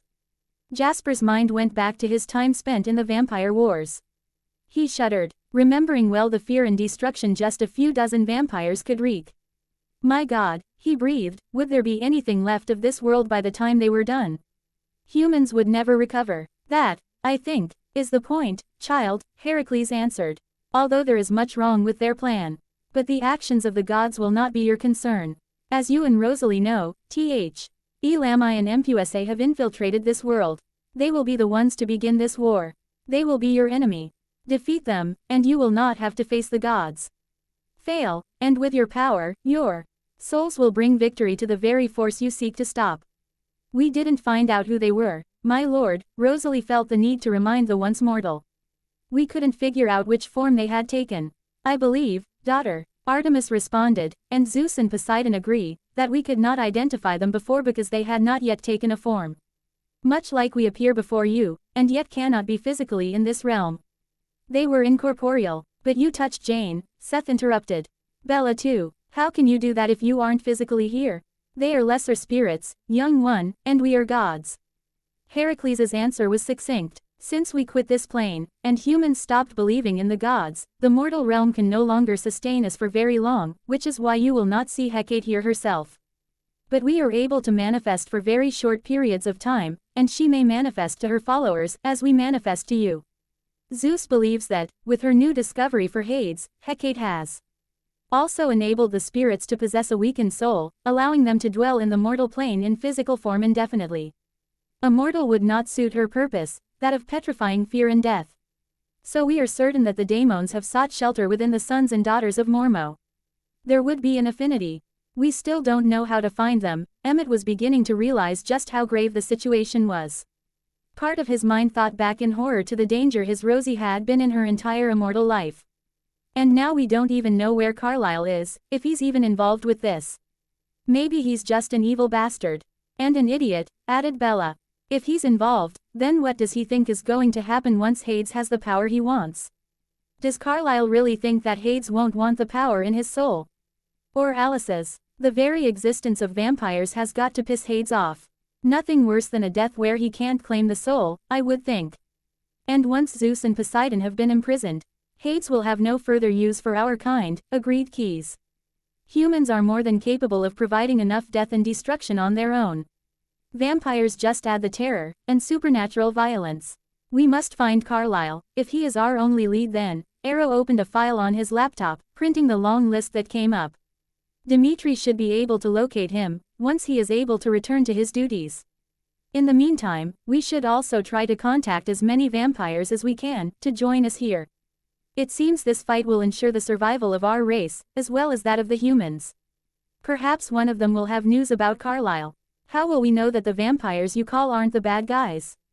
Seth asked. If they arrive in Volterra, I can determine their mind. And Jasper can read the purity of their soul. If they choose not to come, well, that's a risk we will have to take, Arrow said. They fight will come to us anyway, according to the prophecy. Artemis and Heracles inclined their heads, agreeing with Arrow's statement. Without another word, Heracles melted away. Artemis looked once more to Bella and her mates. Addressing the half-nymph, half-vampire, she said, find the strength in your bond. Young one, nymphs are ever in tune with the energy of nature around them. Learn to find it, within yourself, within your mates, and all around you. Succeed, and you will be the savior of your world. We cannot come back to you now. Zeus has called us all to prepare against Hades and Hecate. May you find victory over our enemies. With that parting blessing, Artemis also vanished, leaving the room's occupants in silent contemplation. Hey Arrow, Seth piped up finally, weren't you going to get me a cell phone? Jane hissed at her mate, appalled by his inappropriate behavior. He looked at her innocently. What? He asked. When we got on the plane to Washington, Arrow said he'd get me one. I'm just saying, I could help phone all those vampy names if I had one. After I phased to talk to Jake. Of course, Arrow chuckled at the young shifter. Nothing, it seemed, held the boy's spirits down for long. Not even the prospect of fighting off underworld demons to previous. And the devil himself from overrunning all of creation. Seth, my young friend, Arrow beamed, clapping an arm around the young man's shoulders. I have not shown you my favorite room in the castle. The ancient vampire ignored his brother's groans, smiling slightly as he misinterpreted Bella's soft sound as a needy moan. Don't mind Marcus and Keys. They always take a few years to embrace new technology. Jane, too. Do you know it took her 2.5 decades to get used to the electric light? Come, he continued, as Seth choked back a laugh. I have just the phone for you. And you are welcome to any of the computers or game consoles in the storage room. They are woefully underutilized, in my opinion. Carlisle dragged Alice along, as he marched through the snow up to the house. It was the blackest part of night, but the stars shone brightly above, casting light enough for the vampires to see quite clearly. Alice and Carlisle were both dirty and bloody, and Alice's clothes show the evidence of her brutal treatment at Carlisle's hands. The two had not left New York immediately after all. Carlisle had opted to stay for just over a week, in case the others returned. He had also thought it important to keep up his human facade. He did not want to ruin centuries of preparations if there was no reason. So, he had gone through the motions of Christmas and New Year's at the hospital, using the absence of Esme and a family emergency to establish a need for a sabbatical. The first week of the new year, he and Alice had boarded a plane to Anchorage and had run the rest of the way to Denali. Instead of renting a vehicle, the run had been interspersed with explosions of fury from Carlisle, and Alice had more than once been tossed into a tree or outcropping of rock. He was livid that there was no sign of his wayward coven, and intensely frustrated at the delay getting to Alaska. Humans and their incessant need for celebrations. Alice had not told him that she was almost certain the rest of their coven were with the Quileute. She had been completely blind the day the coven disappeared, but her sight seemed to have returned, at least a little. She had caught flashes of both Jane Volturi and Edward with Quileute adults, and one of Emmett hunting in an area that had foliage identical to that found on the Olympic Peninsula. She would save her revelations until they reached Denali, where she would be saved from Carlisle's wrath when he learned that the Quileute were most likely allies of the Volturi, and that their former coven mates had also taken shelter with the wolves. Carlisle threw her into the snow at the base of the door. Useless. He spat at her, completely useless. Hecate herself oversaw your change, when she traced the mortal line of Yamos to you. You were honored to have been watched over so closely by a goddess, and look at the pathetic waste of venom you have become. Puny, without an ounce of true vampire ferocity, and now even your gift has deserted you. The door opened as he drew back a foot to kick her. Carlisle, he heard, before he was backhanded into the snow. You do not know as much as you think, child. You have been granted a great deal of latitude in this vengeful endeavor of yours, but no longer. Before this day is through, you will know your place. Carlisle looked up into a dusky face he had known for many decades. Now, however, red eyes gleamed where there was once gold. He got up and stepped back, bowing low. Mistress Mormo, forgive me, but this female, he sneered, was sent to assist me in my plan to avenge my mate, and to aid us in ridding the world of the Volturi. But her sight no longer works, and she has no other skill to help either you or me. Mormo looked disgusted at the male, and then crouched down to brush Alice's disheveled hair smooth. Welcome, daughter, the spirit said. Alice leaned into the hand, relieved that the time she had awaited for centuries had finally arrived. Mother, it is good to see you again. Mother, Carlisle scoffed. How do you come to call our mistress that, Alice? My mistress has ever been the goddess Hecate, Carlisle. Alice snapped, standing next to the spirit and straightening her clothing. It is she to whom we have reported. You have been told to obey Mormo, I have not. As to how, do you really think that the mortal line of Yamos would have survived the millennia with such strength as to produce a seer? My sight may be limited right now, but for 3,000 years I have seen truly. Until I was sent to aid a pitiful excuse for a vampire with his sad little vendetta. And was forced to endure the filthy blood of animals. I had such high hope for you, Carlisle, Mormo lamented. When I saw you tear out your own dead heart to burn, and felt the fury and hate in your soul, I thought I had found the perfect being to spread the terror that my mistress was seeking to harness. A vampire ferocious enough to decimate an entire people, yet calculating enough to break their spirit first. Even if he had to wait centuries. A vampire who truly understood how we were superior to humans. And yet you lost your way. I suspect the animal blood did not help. The more you planned, the more complicated your plan became, and the further from your goal you were. Hecate and I allowed you to build your little family when Edward was found to be so gifted after he was turned But you failed to sway him to our cause. You failed to sway any of them. Mistress, Carlisle protested, my plan would have worked. I have been at peace with the Quileute for decades. They would have fought with us. I know it. They still will. Alice snorted, feeling brave with Mormo at her side. Carlisle, you are an idiot. Those mangy mongrels never trusted you. Even I know that, and I can see nothing around them. But I tell you now that your plan has failed. Your whole plan. Poor Carlisle, she mocked, the wolves may not have been your allies before, but they were not your enemies until you allowed Dward to convince you to leave that stupid mortal Bella. You think you persuaded him to leave, but you have never been the leader my mother hoped you would be. You think you would have returned to her. But I never saw you make that decision. You did not actually make a decision to return until I convinced you that we would be able to make her pliable after Edward so conveniently shattered her spirit. And yet you did not see truly there. Either, daughter. Hecate is still angry with you for missing the importance of Edward's human pet. However, she has learned that Yamos himself has tainted your sight. He has protected the human, and those agents of the gods who have been working against us. The shield the human carries was a gift from Apollon at her birth. We cannot fault you for that. Tell me, what have you seen recently? With a glance at Carlisle, Alice responded, Mother, I do believe that the Volturi have made an alliance with the Quileute, and that the shifters are protecting Edward. Emmett also seems to be in that area, which would mean his mate is there as well. I do not know about Jasper or Esme, but I would assume they are with the others. I just don't know why. Everything points to a spy in our midst. Edward himself, perhaps, or Esme. She knew what Carlisle was capable of, and Edward could read minds. I am certain the wolves are our enemies now. Carlisle bellowed in rage at her words, leaping at Alice with black eyes and curled fingers. He spat venom as he vented his spleen. You hid this from me. How long have you known? I would have done nothing, as you have done for 300 years. Spat Alice, stepping lightly out of the way. Except scheme and plan, weakening your mind and body with rancid blood.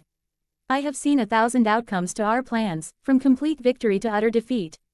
But I have never once seen the fierce Carlisle Cullen anywhere near the field of battle. In fact, I think I would be more likely to find you whimpering underneath the bed when that day comes. Carlisle continued to come at Alice, nearly mindless with anger. She dodged each attack as Mormo spoke. After we have decimated the Volturi and Hades has taken his place as ruler of all creation. He may allow you to kill or enslave as many of the Quileute as you desire. You could still get your revenge, Carlisle, even if it not the way you envisioned it. The blonde male shook the simmering anger down, continuing to glare at the small vampire who was the object of his ire. If that is what this has come to, then I shall live for that day, mistress, he gritted through his teeth. There was a pause before he continued, looking as though the effort of civility pained him. You have not explained how Alice is your daughter, mistress. Had I but known, I am not sure you would have done anything differently. Carlisle, obsequious though you may be, you are also full of your own importance. Until you saw for yourself that someone is, in fact, above you, you will treat them worse than the dirt ground into your shoe. But I will explain. Alice is one of only 2 original mortal plane vampires still in existence. Turned by the child born of my womb. She is more a chill to me than any other vampire save Ammon, and he has turned weak and cowardly, hiding away with his coven. Hecate and I sent my daughter to you to try to guide you back to the right path. But you refuse, said to accept even the most overt suggestions, and now you must complete this our way. Mother, Alice interrupted, growing tired of Carlisle and the conversation. She had been subjected to his blathery. About revenge for the last 60 years, after all. Carmen's body looks good on you. Was she easy to possess? She has a strong spirit, the daemon replied, but I was able to subdue her. Foregoing and blood really does weaken your kind, mind, body, and soul. The other 3 females have been overtaken by same of my lesser sisters. It was easier for them, since the 3 retain their succubus heritage, making our spirits compatible. In a way, yet we search for more. The male here has been decidedly difficult. I have torn him apart and left him without sustenance. We will see if that brings him low. A svelte strawberry blonde sauntered to the door, hips swaying with each step she took. If it were up to me, we would not seek males for possession. They pollute the essence of what we are. Silence. Mormo chastised the spirit in Tanya's body. We will make do with what we get, and our reward will be to bathe in the virility and blood of young men once more. There are many young men in this Happy to share carnal pleasures with other men, Carlisle put in, although he himself sneered at the thought. Even if the others possess male vampires, they will be able to sat their desires with the flesh and blood of human men.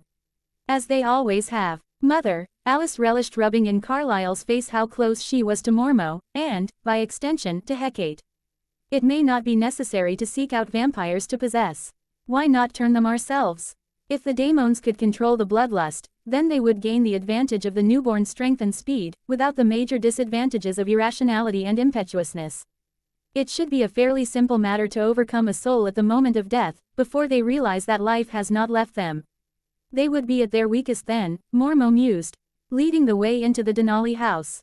It is a good plan, Alice.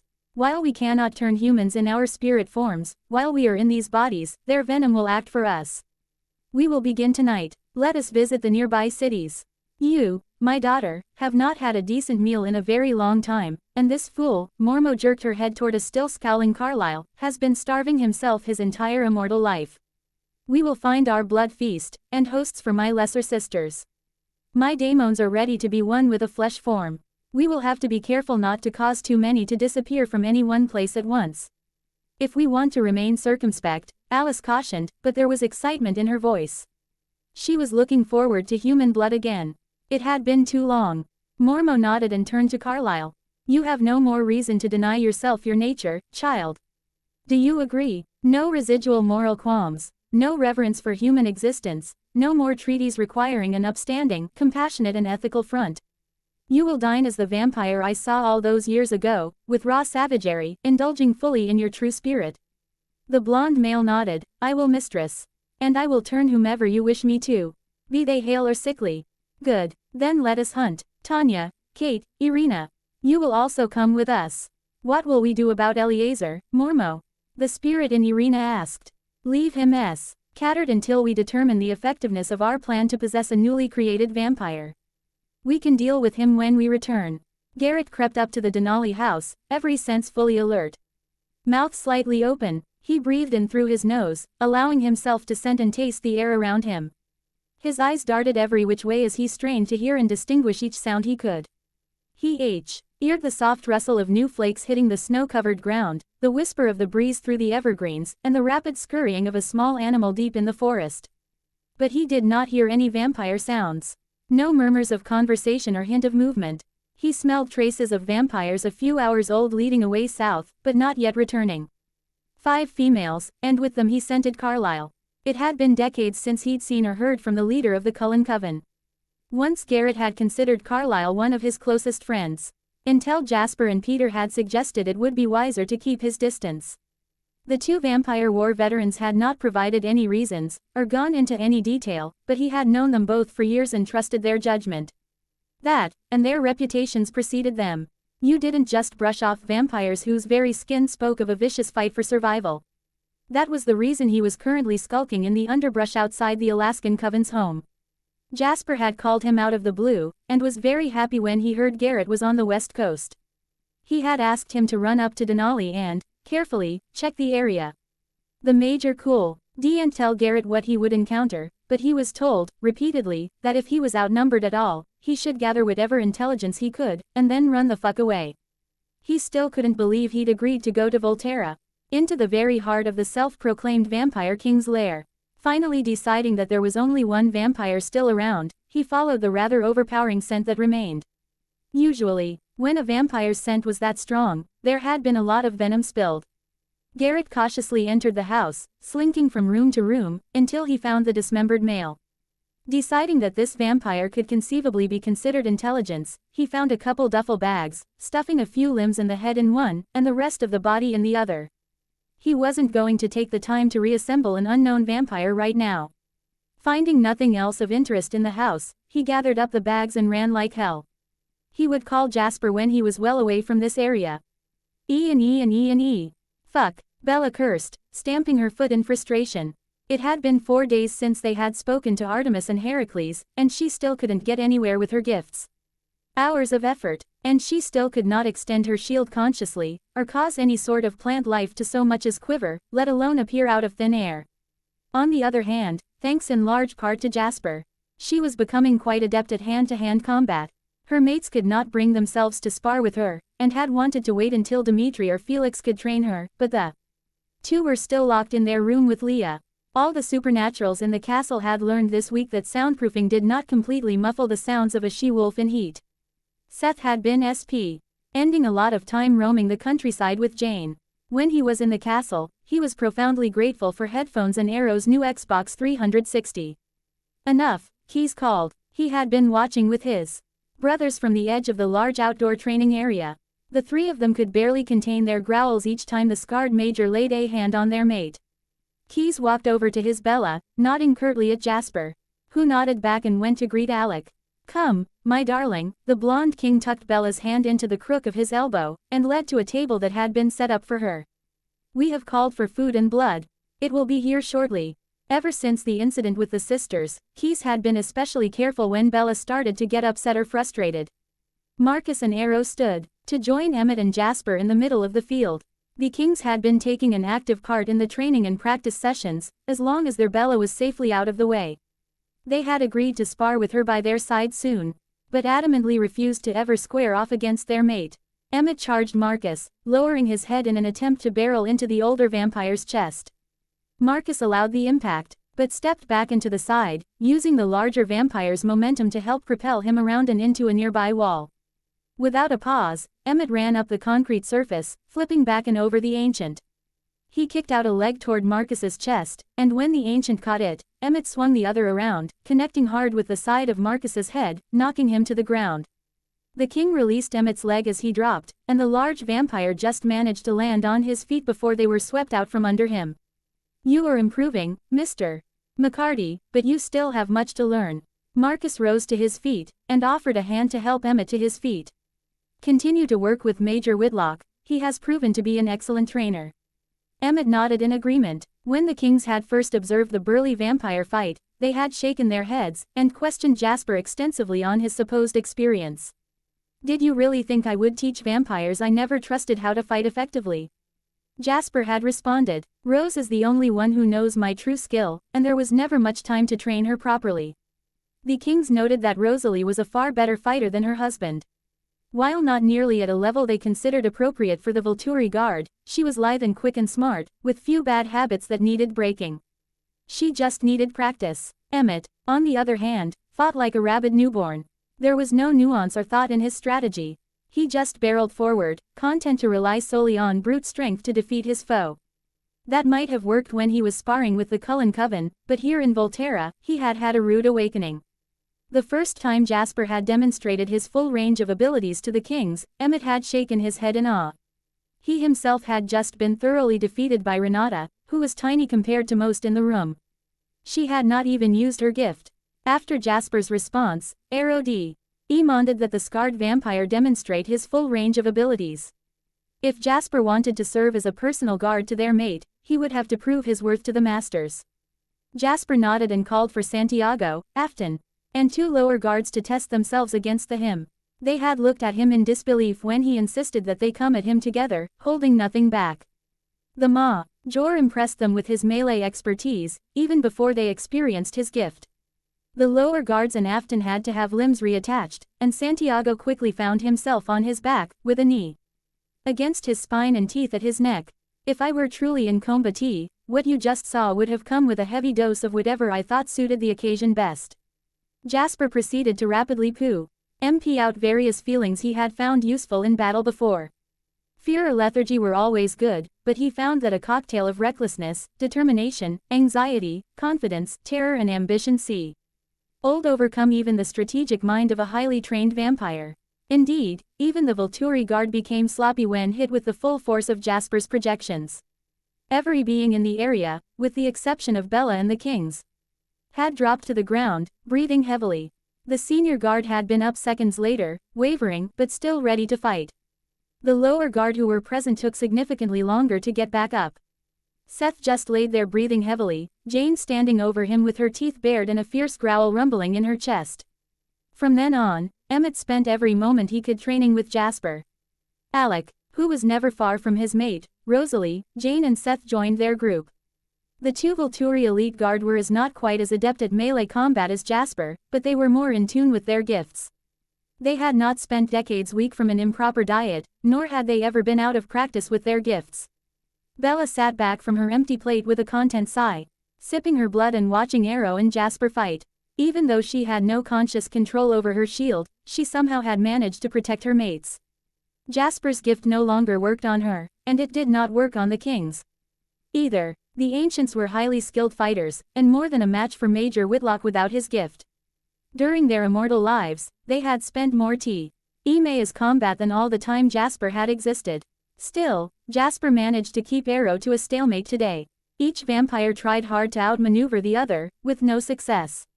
Finally, Arrow relaxed out of his crouch, and Jasper followed suit. "A pleasure as always, Major Whitlock," Arrow congratulated, inclining his head. Without waiting for a reply, he strode back to Bella, but stopped short of reaching her. He took in her flushed face and shallow breath, and the black eyes of his brothers with her. Inhaling, he smelled the sweet scent of her arousal. "It seems my Bella enjoyed watching me fight today," he thought with a smirk. Catching his brother's eyes, Arrow nodded, then pulled Bella to her feet. They hurriedly bid the occupants of the training room farewell. Before they were even through the door, he had Bella in his arms. Running to their chamber, Arrow pulled Bella up to straddle him as they approached their door. His length was rigid, aching to be inside her.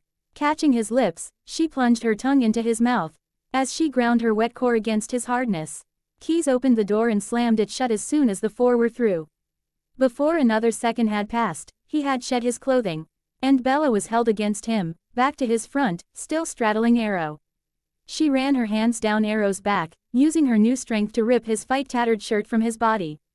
Hers was dealt with in the same manner by both her mates. Marcus stood to the side, naked, with his cock in his fist. Keys was grinding his erection against Bella's still clothed behind, his mouth and teeth attacking her neck, while hands at her breasts kneaded roughly. Arrow held his mate's hips tightly, rocking against her heated core, his pants straining under his turgid member. His lips were wherever he could reach, face and neck and shoulders, each piece of skin more tempting to him than the last. Keys finally pulled Bella off Arrow, carrying her to their large bed. The black-haired king wasted no time removing his pants, joining his brothers and their Bella in a tangle of panting flesh.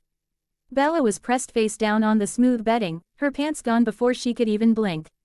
She felt Keys' hand settle on her smooth mound, his fingers resting against her tight bundle of nerves. His weight came down on her, covering her completely, as he pushed his hips into her backside. His hardness, slick with his own arousal, slid against the cleft of her ass, and pushed her clit against his marble hand. Keys's other hand held both of hers over her head, and his face was buried in her hair at the nape of her neck.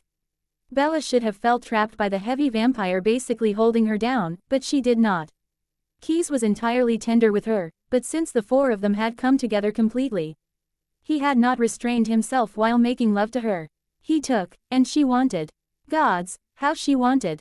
Bella's mewling cries of need were muffled by the bedding. Turning her face, she gasped for air. "Please, Keys," she begged. "I need you. I need my mates." She tried to grind herself onto his hand faster, but his body left her little room to move. All three of her mates chuckled at Bella's plea, never one to deny her. Keys turned her over, bending to take a nipple into his mouth. Bella surged up and used her strength to roll them both so that she now looked down on her white-haired mate. She smiled down at the vampire beneath her, pushing her wetness against him. Turning the tables, she captured his hands in her own, then set her teeth against his neck, nipping hard. Keys arched up, but Bella pulled away, teasing him as he teased her. She squealed with laughter as Marcus caught her around the waist and tossed her higher on the bed. He jumped up next to her, pulling her over him and entering her in one smooth movement. "Oh gods," Bella gasped, shuddering. She started to pant as Marcus set the pace, thrusting up into her, his hands at her hips to lift her up and down. She began to move with him, undulating her hips with each downward thrust. She felt lips at her neck, and tossed her head to one side to allow Arrow to nibble and suck over her mating mark.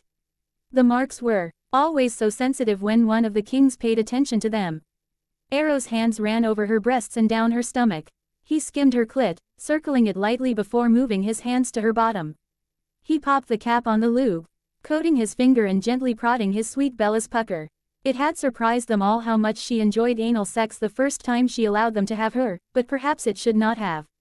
She was, after all, meant for them, for all of them. Arrow's finger entered her, soon followed by a second. Bella barely flinched, her movements on Marcus never faltering. Any tension was gone in a scant second before she relaxed without a conscious thought. Arrow coated himself with lube, and removed his fingers from her. That, and a gentle hand on her lower back were all the signal Bella needed to pause. Marcus stilled as well, and Bella felt Arrow's thick cock enter her back entrance slowly. She closed her eyes, letting out a low moan at the sensation of being stretched and filled so well.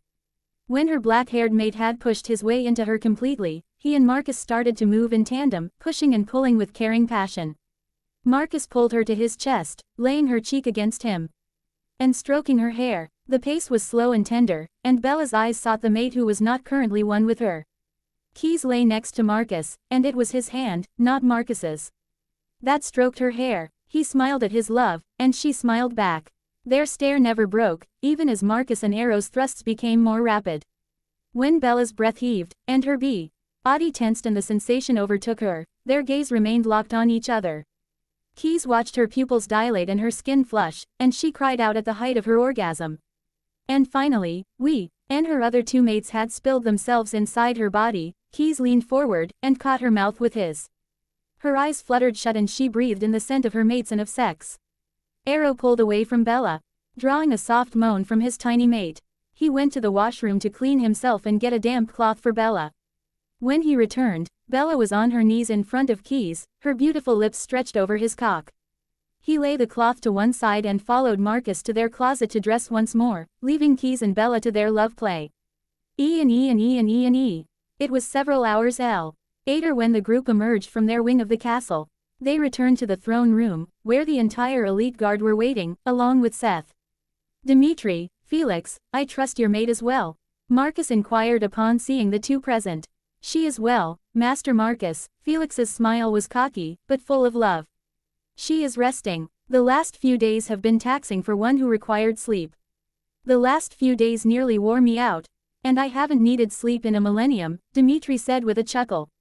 Seth groaned. That's my sister you're talking about, and I'm probably going to see things through the pack mind that I didn't even want to hear.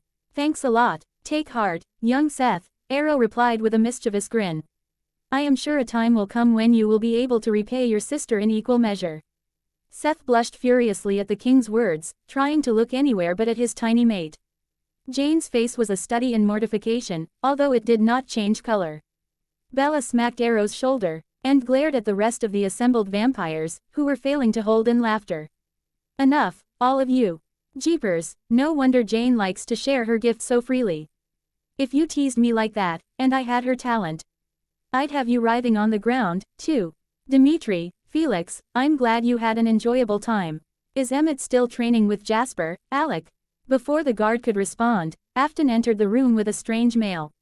The newcomer had the look of a longtime nomad, and carried 2 large duffel bags with him. They smelled strongly of venom, and it was a scent the kings and guard knew well. What is the meaning of this? Keys demanded. My name is Garrett, the mail replied, before Afton could answer. I was asked by Jasper Whitlock to scout the Denali territory and bring back any useful information if I could. I know Carlisle, along with 5 females were there recently. They were gone when I got there, but I do not know if they will return. I also found a male vampire torn to pieces. I don't know who, but thought he might know something, so I brought him with me. The male you have brought back is Eliezer, Arrow informed the nomad. He served in our guard several decades before he found his mate in Carmen. Together they joined the Denali sisters. Afton will see to his reconstruction. I would like to know everything, sir. Have you heard of my talent? Garrett passed the bags to the guard, who quickly left the room, and offered Arrow his hand. I have heard of it, he said simply. Leah stretched, smiling to herself when she felt the minor aching throughout her body. She was thankful for her enhanced healing abilities, without which she probably would be convalescing for quite some time. The last 4 days had been a blur of animalistic fucking, very nearly brutal in its intensity. She had been insatiable for her mates, and they for her. She did not have the stamina they did, however, and was thankful that they had each other the few times she had passed out from sheer exhaustion. Of course, her body woke her quickly each time, driving her to claim her mates again and again. She hadn't given much thought to the reason, until the haze of need had cleared from her mind. Her first reaction was embarrassment and confusion, especially when she remembered the very public scene at the airport. However, before she had even finished a stuttered explanation and apology to Dimitri, her dominant mate had shushed her, drawing her sweaty, sticky, naked form into his lap on the bed, with Felix next to him. Surrounded by her purring imprints, she relaxed, then tensed aga. In hopeful disbelief when Dimitri shared with his mates Marcus's suspicions about her fertile state, and the king's knowledge of rumors that male vampires could procreate. Even with her mind whirring with the implications of what Dimitri was saying, Leah's fatigue was such that she was asleep seconds after her mate had finished speaking. Now that she was awake, her first thought was to her ravenous hunger. Another thing that had been neglected recently. As she relaxed out of her stretch, the she-wolf realized two things. She was alone in the room, and she was in desperate need of a very long shower. Staggering to the bathroom, she turned the water on as hot as she could handle, and sighed with contentment as she began to wash her body. Dimitri entered his chamber with a tray of food for his mate. He heard the shower running, and put the food on the table in the sitting area, heading into the closet to pick out some clothes for Leah.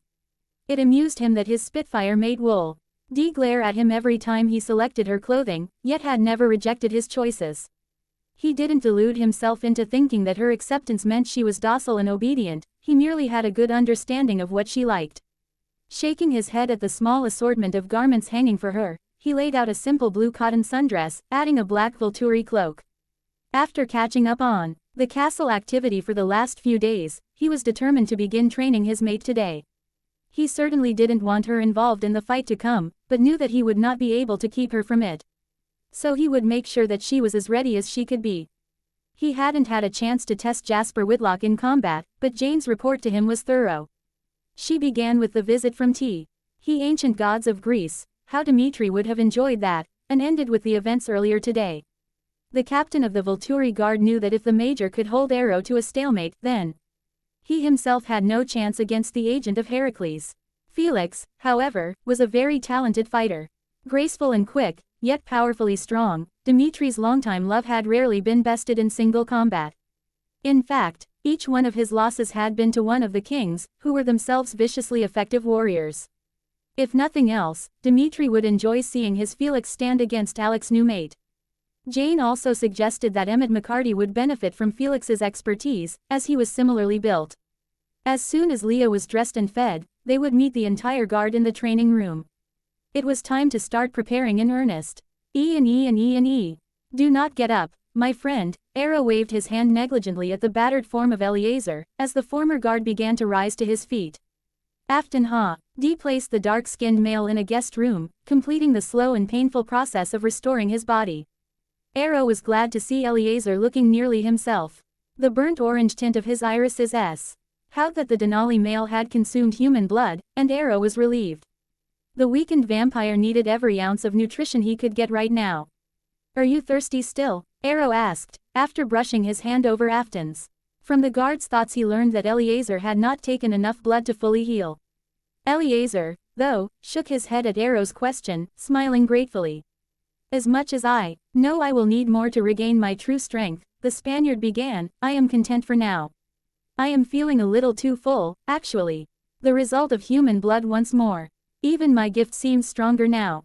I never realized just how detrimental animal blood was. My strength waned over years, but is reappearing with extreme haste. Yes, the former members of Carlisle's coven who are here in Volterra with us report the same thing. The Major Whitlock is quite impressive, Arrow replied. At the mention of the Cullen leader's name, Eleazar's expression darkened. The color so recently restored to his eyes drained away, leaving black pools of rage. A growl rumbled in his chest, and his entire body tensed. Carlisle is not who we thought him to be, he hissed through gritted teeth. He is vile, I would suspect insane. And his soul is overtaken by evil. But there is more, Master Arrow. His daughter Alice, whose mate I thought to be Jasper Hale, is not who she appears to be either. I can tell you what I have learned. But there is much I do not know. With that, he held out his hand to Arrow. The black-haired king took the proffered fingers, holding them between his palms. He betrayed no reaction, no sound or movement, to what he saw. But when he finally released Eleazar, the Volturi leader's eyes were as black as the former guards. We thank you for this information, Eleazar. It seems we must also thank the nomad Garrett, Who brought you here? We have gained valuable insight into our enemy's mind, and confirmed Carlisle's treachery. I must inform my brothers. We will call a meeting in 1 hour. Please see to it that you are present. Arrow did not wait for a reply, instead striding from the room at a full vampire speed walk. He was in a hurry, but it would not do to be seen running through Volterra as though in stark panic. Although he was by no means at ease. In fact, Arrow thought that if there was ever a moment in his existence to fear for his eternal unlife, it would be now. E. Jasper maced as he pushed calm into the room full of agitated vampires. Master Arrow had called together his brothers and the elite and senior guard, as well as the 3 ladies who had long been involved in the ruling of the Volturi. And in the protracted vampire war so many centuries ago, Jasper would have thought that the ancients, so experienced in warfare, would be more collected. In fact, he sincerely. Why hope that this current alarm would not carry forward into the battle? They would all need clear heads. Once the din settled, Jasper pulled his gift back in and needlessly cleared his throat. He smiled at Bella, the only one in the room calmer than he, and addressed the assembly. While I understand your concern, I don't think this news is as bad as it seems, masters. Not as bad, Keyes bellowed, gesticulating wildly. How can the creation of a controlled newborn army not be a cause for extreme concern? The last war we fought in lasted centuries. Sometimes we would win a battle simply because of the ill discipline of younglings. There were many close calls before we were blessed with Jane and Alec, but even their gifts do not make us invincible. If this Mormo gathered an army of rational newborns, and continued to overtake the souls of mature vampires, which would be the logical thing to do, interrupted Marcus, we would be hard-pressed to stand against the onslaught. Finished Keyes heatedly, and there is a good chance that they will gain a gift or 2 along the way. Arrow put in, while not every vampire has extra abilities, gifted vampires are not uncommon, and many gifts are useful in combat, or leading up to combat. So how, Major, is the news not as bad as it seems? Jasper mentally rolled his eyes, sighing to himself. Maybe, he thought, their concern for Bella has overtaken their good sense. Or maybe they just don't have the experience with newborns that I have never been appreciative of, until now. I reckon I understand the strengths and limitations of a newborn army better than anyone here, he stated. Not waiting for agreements or objections. While it is true that many of you have seen more years of battle than I, for most of my vampire existence all I knew was the temperament of the newly born and the internal workings of a newborn army. I have turned more humans and killed more newborns than most, and I say that Alice will not succeed with her plan. And why is that? Alec asked his mate. Jasper had yet to share with him the full extent of the taller male's experiences before the Cullens, but his skin spoke volumes about the kind of brutality he endured. Alice believes that the control needed to make a newborn rational is a conscious choice. She thinks a clear-minded soul will negate all the problems that a new vampire possesses. And I'm sure Carlisle won't disagree with her. His control has always been exceptional. I am certain he has a passive gift, Eleazar murmured, although I could not discern it. Perhaps now that my own gift has gained strength once more. Be that as it may, Jasper continued, they have no idea what they are getting themselves into. A vampire's desires are physical, and the spirits, unused to physical form, will have nearly as much trouble contending with bloodlust and over-heightened senses as a regular newborn. Their sexual desire may counteract their bloodlust a bit, as it has sometimes done for succubi, but in my opinion, they will not be as in control as Alice expects. I concede your argument, Marcus nodded, it is logical, and calmly presented. Nevertheless, we are most likely looking at an army of vampires with more discipline and just as much strength as a newborn. And older vampires, and vampires with gifts, Jasper nodded. We can train, as we have been doing. Lady Artemis indicated that Bella needed to discover her gifts. And you 4 have been brought together for this battle, according to the etchings. There is no reason to think we cannot prevail, and every reason to fight until the last drop of our venom and flesh has been lit on fire. Or we have banished those spectral bitches back to hell. I think I can help you, Bella, Leah spoke from her place between Felix and Dimitri. While the gathering was not strictly formal, the guard did tend to regiment themselves when speaking of serious matters. The elite stood closer to the rulers than the senior guard, and were more likely to offer comments. Leah and Seth had both tried to hang back, but their mates would have none of it. Jane simply tugged Seth along with her, while Dimitri had whispered a quick reprimand to his she-wolf. Bella's eyebrows drew down in confusion. How? She snorted. In 4 days of training I've had gifted vampires try everything from calming me to riling me to get me in touch with whatever it is I am supposed to do, and nothing. Marcus, Arrow, Jane, Alec, Jasper, nearly every vampire with centuries of experience using a gift, and not one has been able to help. How can you? Leah took no offense to the tone of Bella's question. She, more than most, understood frustration and self-disgust. But she was certain of her ability in this case. Dimitri took me to train before we came here, so I phased and caught up to what's been happening in the pack mind. Your gift is nature, right? Maybe not your shield, but whatever it is you are, a nymph, is a nature spirit. Can you think of anyone in this room more in touch with nature and spirits than me? Especially the struggle. I have had to work harder than anyone in the pack to accept myself and what I am. I know I can help you. Bella nodded. Okay. I'm all yours then. She glanced at her mates. I would rather start trying to figure this out sooner, rather than later. Do you need me here? No, Amata, you are free to do as you will, Marcus replied. We will find you when we are done. Keys took Bella's hands in his and leaned in to press a kiss on her cheek. Do not go far, my darling, he pleaded. Bella realized that this would be the first time she had gone anywhere without at least one of her mates since they met. And see Lorenzo before you begin. You should eat something. Arrow looked over to the waiting shifter. Guard her well, Leah, he cautioned, and do nothing to harm her. We will not be pleased if we find her less than hale and happy when you return.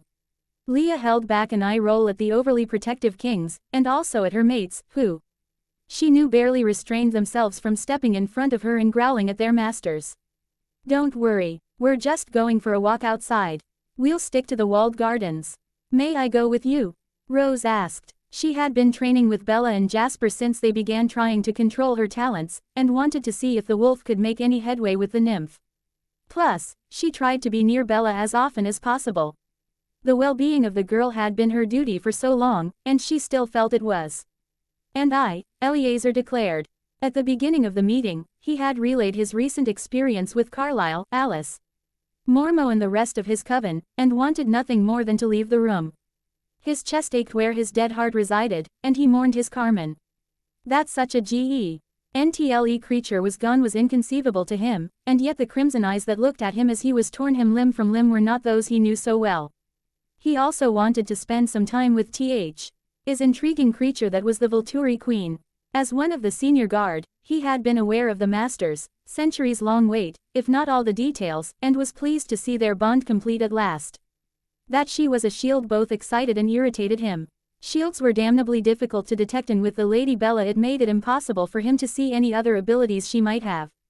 However, if the native beauty was the best choice to help with his mistress's nature talents, then Eleazar himself was the best to help with the shield. The 4 companions exited the training room, going directly to the kitchen, where Lorenzo had a meal prepared in no time. One of the cook's helpers, a pretty girl who looked to be barely in her 20s, withdrew to the butler's pantry with the chef. Minutes later, Bella was presented with a fresh chalice of warm blood. She savored the soothing richness coating her tongue and sliding down her throat.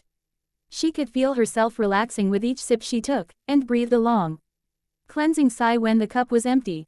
Thank you, Lorenzo, she smiled warmly, and please thank Ilaria for me. Her blood was quite refreshing.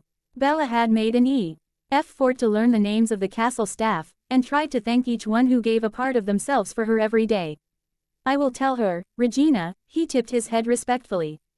She was pleased to have the opportunity to provide for you today. Still not entirely comfortable with the idea that she was now vampire royalty and mistress of the Volturi, Bella smiled and left the room, entourage in tow. She was getting better at accepting the formalities and responsibilities of her position. She and the kings had sat down for a long talk after Christmas, and her mates had done much to put her mind at ease. She needn't do more than be herself, they assured her. She was kind, intelligent, and had hidden depths of strength and character. It would not take much to earn the respect of the staff, and of the coven. The brothers were right, as they usually were, and Bella felt as though she was finally where she was meant to be in life. She laughed a little to herself. Of course she would feel at way. Her life had been predestined for this moment for centuries. Sometimes she still had to remind herself that she was meant to be here, but she was definitely improving. So Leah, how do you think a walk in the garden is going to help? She queried. I have been out with the masters. Keys especially enjoys wandering through the maze, watching Jane play with bits of Laurent, and Marcus enjoys the more formal gardens. I have been outside nearly every day since I've been here. So it won't be a big deal to come out with me, then, Leah shrugged. They reached the large French doors leading out and Leah stopped to look at Bella. Rose and Eleazar looked curiously on, but stayed silent. Take off your sweater. If you are a nature spirit there is no reason for you to need it. Also, take off your shoes and come outside barefoot. Leah grinned. We all know what happens when you spend any length of time alone with those mates of yours. You may be outside, but you end up enjoying the wrong type of nature far too quickly. Today I want you to just take a walk with me. Bella did as she was bid, and stepped out into the crisp January air. The temperature had not dropped to freezing since she had been in Italy. But it had not warmed much, either. What's the temperature right now? It feels like it's around 7 degrees, Eleazar told her. That's 45 Fahrenheit, a perfectly lovely Tuscan January. Bella shivered once as her toes touched the cobblestone patio. However, before she could even pull her arms around herself for warmth, she felt the something change in the stones beneath her feet, and the cold vanished. She frowned, looking down at her toes. Now Bella, Leah began, instead of looking around you, flirting with your mate, admiring the architecture of the building or the V. Empire with you, or whatever it is you do out here, I want you to close your eyes and just feel. Take my hand and let me lead you. I'll keep you on the path. Feel the ground beneath your feet. Feel where the stones turn to grass, or moss, or dirt. Feel the air brushing across your skin, the breeze going through your hair. Smell the fragrance of the season around you. It's so much warmer here than back in Washington. Felix tells me they don't really get much snow. But the leaves have dropped from most of the plants. You can smell them on the ground, growing older and softer, becoming moist and starting to rot into the soil. You can smell the olives on some of the trees, ripe and ready for harvest. Some have dropped to the ground and are bruised and split. Just walk with me now, and open your mind to your senses. Eleazar looked at the she-wolf with admiration, while Rose shook her head in disbelief. Bella only smiled, and took Leah's hand. I like this side of you, Leah. You are a romantic. A fierce, strong-willed, hard-nosed, foul-mouthed, bite me in the ass if I look at you wrong, soft-hearted romantic. No wonder your mates are head over heels in love with you. No wonder she needs 2 of them, Rose snorted with a laugh. One man would never be able to keep up with you. Leah sneered at the blonde vampire, then laughed herself and reached out to grab Bella's hand. Shut up, both of you, and do what I say. Eyes closed now, freaky vampire nymph. No peeking. Bella shut her eyes and trusted Leah to lead her from the castle. She hadn't been sure, at first, whether the ground was actually warm beneath her feet. Or whether she had acclimated to the temperature quickly, but as Bella took one step, and then another, she realized that it was not just the ground around her that lost its chill. In fact, with her eyes shut she could have sworn she was standing beneath a warm spring sun. There was none of the coolness of winter, neither was there the scorching heat of a summer's day. She was perfectly comfortable, as Leah had suggested she would be. Keeping her eyes closed, she noticed her pace was steady, no stone caused her stride to falter, no root barred her way. The ground beneath changed, from paving stones to pea gravel and finally to grasses and ground cover. The plants brushed her ankles and trailing hand, feeling to her almost like a caress. There were some she swore lingered just a fraction too long before her step carried her forward. She thought she heard a quick intake of breath from one of her companions, but disregarded it as she lost herself to her surroundings. The temperate breezes ruffled her hair, left loose the way her mates preferred, and swirled around her. She heard the rustle as they blew through the garden, and smelled the scents they carried along with them. She could scent Leah right next to her, and was amazed at how redolent of nature the Quileute woman was. Rose and Eleazar were there also. Rose, ironically enough, smelled like a rose garden, and brought to mind formal beauty. And yet Bella could detect untamed wild roses, and delicate hints of gardenia. And something more substantial, earthier, under it all. Eleazar's scent was wild and masculine. And Bella could not name everything, but she could identify sandalwood and salt air. She was entirely at ease walking without her sight to guide her. It was only when she lifted her hands to the sky, open to the sun, that she realized Leah had not been leading her for some time. She was utterly sure-footed, and nothing was in her path. She would have sworn she was walking through an empty field, but for the brush of the plants against her skin, and the close smells and sounds. Bella, she heard Leah say finally, very softly, try to stay as relaxed as you are now. Keep walking, but open your eyes and look. Bella took a deep breath, letting it out slowly as she allowed her eyes to open. At first, she noticed nothing out of the ordinary, but as she really began to see what was around her, the rest of the air left her lungs in a hurried whoosh. She was in the middle of the small grove of 5 olive trees Marcus had planted nearly 7 centuries before. They each had beautifully unique twisted trunks, with gnarly, cracked bark. Their oblong leaves were dark green and glossy on top, with a silvery underside, and sat on slender branches, forming an impressive crown overhead. What little fruit that remained after the gardeners had completed the harvest was dark purple and beginning to wither on the tree. But what caught Bella's attention today was not the long-lived hardwood trunk, or the rotting fruit. Instead, she gaped at the slender bough obviously bent towards her, brushing her sleeve with a gentle stroke. Amazed, she lowered her hand and smoothed it lightly along a quivering branch. The touch lingered for a moment before the tree resumed its usual shape, and stilled once again. She was shaken from her wonderment by a loud laugh. Do you know you've been staring at that tree with your jaw dropped and your eyes wide for the last 5 minutes? Leah asked. Wah. Bella stopped, closed her mouth, took a breath, and tried again. What was that? She managed with a strangled squeak. That was you, Leah replied. That was what started happening almost as soon as you started walking. That, I am confident in saying, is what it is to be a nymph. You should have seen it. Although if your eyes were open it probably wouldn't have happened so soon.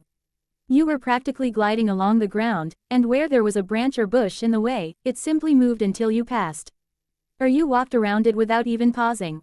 Like you know it was there somehow. Wow. Just, wow. Bella turned around, looking back toward the castle the way she came. It was so easy, she said at last. I just walked, and did what you said. You were right, the first thing I noticed is that I'm as comfortable out here as I would be inside. My feet are not even cold. It's as though the ground and air got warmer the second my bare feet touched the ground. It didn't, Rosalie assured her with a bright smile, and Eleazar hummed in agreement. The vampires were entranced. Bella, always lovely, had gained an ethereal grace while nature danced about her. Even to the supernatural creatures with her, the nymph was something more. Something from beyond this world. She was breathtaking. Well, that went much better than I thought it would, Leah grinned. I fully expected you to go stumbling around, stubbing your toe and running into things today. I thought for sure I'd have to catch you at least once. She laughed as Bella glared at her, and laughed harder when the Volturi queen shot her the middle finger with a muttered, bitch. Quite literally, the shifter agreed. But only when I'm in my wolf form. Seriously, though, that was pretty awesome. The pack's going to go nuts when they see this. We should return to the castle, though, Eleazar said, turning and beginning to walk back ahead of them. He was still feeling a little worse for the wear, and needed to feed. I am sure your mates are growing restless at your continued absence. And I'm hungry again, Leah put in. The last 4 days are kind of a blur, but I'm sure I didn't eat much. 6, including today, Bella corrected, noticing the sun was well past its peak. They had been outside longer than she thought. You were, with Felix and Dimitri for 4 days. Garrett and Eleazar showed up yesterday mid-morning and Eleazar spent the rest of yesterday recovering, while the Kings and Dimitri HT up with the business of the Volturi and the guard. Arrow visited Eleazar this morning after I woke up and ate, and now here we are. Geez, no wonder I'm hungry, Leah muttered. Neither of my idiot imps bothered to mention I'd slept an entire day away. Well, you can let them know that I will be in the kitchen eating the Volturi out of house and home. Still grumbling she stomped off. Rose chuckled, walking gracefully beside Bella. She's amuses me. 1 second she's happy and the next I'm sure she wants to bite someone. Yeah, Bella agreed. Then she smiled. She reminds me of you. You're very similar that way. Although she can be a little more crude than you are. I guess I am that way, too. You're right. As for crudeness, I was born and raised at a very different time in human history. Except, able behavior for women has undergone drastic change since then. You should hear Jane rant about that one day. She's convinced the role of a woman hasn't changed at all, even if it's now fine to prance around half naked. Or swear up a storm, or whatever. She's quite funny when you get her going. Whatever Rose was going to say was cut short when Keys appeared and scooped Bella up in his arms. Of all her mates, he was the one who was at her side the most. Almost as soon as he arrived, Rose left, murmuring something neither Bella nor Keys heard. "Hey," she breathed, looping her arms about his neck, "did you miss me?" He buried his face in her hair and inhaled deeply. "I did not like you gone without one of us with you, my mate," he rumbled. "Even if you stayed within the boundaries of the castle grounds, you were too far from us. But I hope your foray was successful." Bella's eyes lit up. "It totally was, Keys. You should have seen it. I could hardly believe what happened." She was stopped by his lips covering hers. The kiss was brief, but passionate, as Keys's kisses normally were. She saw amusement and apology in his eyes as he pulled back. "I did not mean to cut you short, sweet darling. But it seems we neglected a very important part of our greeting. But where is your coat, your shoes? Did those imbeciles bring you out here like this? You will fall ill." "Actually, Keys, I'm quite warm." Bella ran her hand through his hair, soothing him as they soothed her so often. "I bet I could be outside naked in Forks right now and not feel cold." She ignored the way his eyes darkened lustfully at the thought. Leah was so right when she said she could help. "As soon as my bare feet touched the ground, something happened. I don't even know what, but it's like everything, from the stones, to the air and the plants, welcomed me. I need more practice." But, she cut off his arrow and Marcus approached rapidly. Marcus had a proud and curious smile on his face, but Arrow was beaming. "Dearest," he cried, practically bouncing in place. He tore her from Key's arms, ignoring the protesting growl that came from his soul brother. "You are a wonder, a true goddess of nature, finally come to this world again. I cannot wait to see with my own eyes your talents. We will move your training to the gardens, perhaps even the surrounding countryside." "But the light has grown dim and the dinner hour is near," Marcus interrupted. "So, perhaps, brother, you can contain your exuberance until tomorrow. Our mate may not need a great deal of sleep now, but she still requires some, and she needs sustenance as well." Yes, Arrow put Bella down. Feeling a little abashed, his embarrassment vanished when Bella laughed and jumped back up. He started walking toward the kitchens. "It was pretty amazing," she said to all her mates. "But I am hungry, and I'm not even sure if I can repeat anything yet. Whatever happened stopped when I opened my eyes." She eyed the three brothers seriously. "I think Leah was right. I may need to do this without you three around for a while. When you get anywhere near me, all I want is to be with you. So maybe I can train with her, and spend more time just enjoying the outdoors with you. I'd love to see more of the area around Volterra." "Everything will be as you need, Amata," Marcus assured, "although we would require that you stay within the boundaries of the castle. If you wish to explore further, we will either accompany you, or arrange for a suitable guard to ensure your safety. I would also ask that you have at least one other with you, apart from the she-wolf," Keys added. Bella nodded her head. She did not feel restricted by her mate's attention to her safety. Rather, she understood the need for it, and respected their concern. "I will ask Rose and Eleazar if they want to continue as my guard," she said. "I know Jasper wanted to be part of my personal guard, but I think it's better if he keeps doing the combat training." "Yes, he is quite talented," Arrow agreed. He bested Felix one-on-one several times this afternoon. Felix and Dimitri were quite impressed. "It is not done often. He better serves us all to remain and train those who need it." The following month passed quickly. The easy life with the citizens of Volterra was curtailed, and the vampires practically sequestered themselves within the walls of the castle. The human staff there was reduced to a minimum, with all the live-in staff, except Lorenzo and a few others who volunteered, sent to billets in the city. Although most of the humans in Volterra didn't know what precisely was going on, there was an underlying uneasiness that permeated the ambience of the usually peaceful city. Every day brought new vampires into the castle, and even with their stealth, they could not all escape the notice of the Volterrans accustomed to life with supernaturals. The masters had their eyes and ears everywhere, waiting for a hint of where and when the enemy host would strike. The only thing they prepared for with any certainty was that they would be engaged within the year. After that, any advantage Mormo hoped to gain by using newborns vanished. They hoped to battle well away from their territory, but made contingencies to safeguard the city they had called home for so long, and the families they had watched for generation after generation. They met with the leaders of the city, ensuring that emergency plans were in place, in case they were not able to draw their enemy elsewhere. Nearly every day brought new vampires to the city, beginning just a few weeks after Arrow began his phone calls, summoning each individual vampire or coven to the city. He cautioned them to come with extreme secrecy, telling no one, so that when they began to arrive, each was surprised to see the other. The kings reminded everyone that hunting in Volterra was strictly forbidden, and directed them to seek their meals in the larger European centers. Each vampire was carefully screened by Jasper and Arrow, both before and after the explanations were given, and so far, each soul had been free of extreme darkness. Not all were good, but none were truly evil. Some of the visitors were as concerned about the situation as the Volturi, and chose to stay and train for the inevitable fight. Nearly all were outraged at the idea that they could be possessed by an underworld daemon, but even that was not enough to convince them to band together. Amun, leader of the Egyptian coven, scoffed.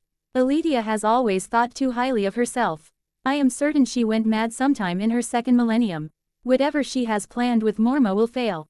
That meddlesome spirit and her minions no longer have a place in this world.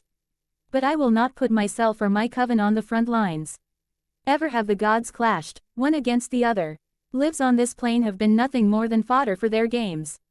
I will not involve myself or my coven in their folly. Saying that, he and the three with him left. Lla was sure she saw the young male glance back apologetically, but he followed his leader out of the throne room. Aletheia, she questioned, looking to her mates. Arrow gave a derisive laugh. It is a word for truth, and is the ancient Greek equivalent to the name Alice. Apate, deceit, would have been more appropriate. The three women in the Amazonian coven shrugged their shoulders. Their way of life would not be greatly affected. They lived mostly in isolation in the middle of the rainforest, and fewer humans meant that their habitat would not be destroyed, as it had been in the last several decades. They stayed to observe, choosing to remain on the sidelines for now. It hadn't been easy for Bella to relax amid the tension mounting in Volterra. Duty required her to meet each vampire that arrived at Arrow's summons. Although her mates never allowed her to see them until after Jasper and Arrow had agreed they were not working for the enemy. Protocol was back in full force. The guard wore their cloaks at all times, except when training, and Bella was garbed in exquisite gowns and jewels for each formal introduction. It was stifling to her, and, in her mind, the hours were wasted. She would rather be learning to defend herself, or out walking amid the plants and breezes. It took all three of her mates and Jasper to make her see the importance of it all. It is not showing off, or pretending to be more than we are. Amata, Marcus explained gently. Jasper had brought her frustration to the attention of the brothers, and the four of them were walking through a wooded area just outside the city. We have been in control since defeating the Romanians, and we need to demonstrate that, even under the most dire circumstances, we will maintain our control and dignity. The notion of us, as rulers of the vampire world, does not sit lightly upon the shoulders of many. Arrow took over the explanation. The nomad Garrett, for example, fought in your Revolutionary War, and is opposed to the idea of any government sustained by strength or birthright. And yet, we are primal creatures, controlled more by our instinct than by our reason. Especially the young, and most vampires in the world today are very young. Even Garrett knows that a vampire democracy would fail, and anarchy would descend. We are much like the shifter pack, Keyes continued. We need someone in charge whose word is law, and whose laws are enforced. There is little room for mercy in our world. To break one of the Volturi laws is to threaten the very existence of all vampires. Especially now, when human technology makes exposure so easy. And human weapon can damage or kill us. We may seem to be dictators, we may be merciless. But we are not tyrants. We are as civilized as our kind will ever be. The formal ity with which we greet our visitors shows both control and reason.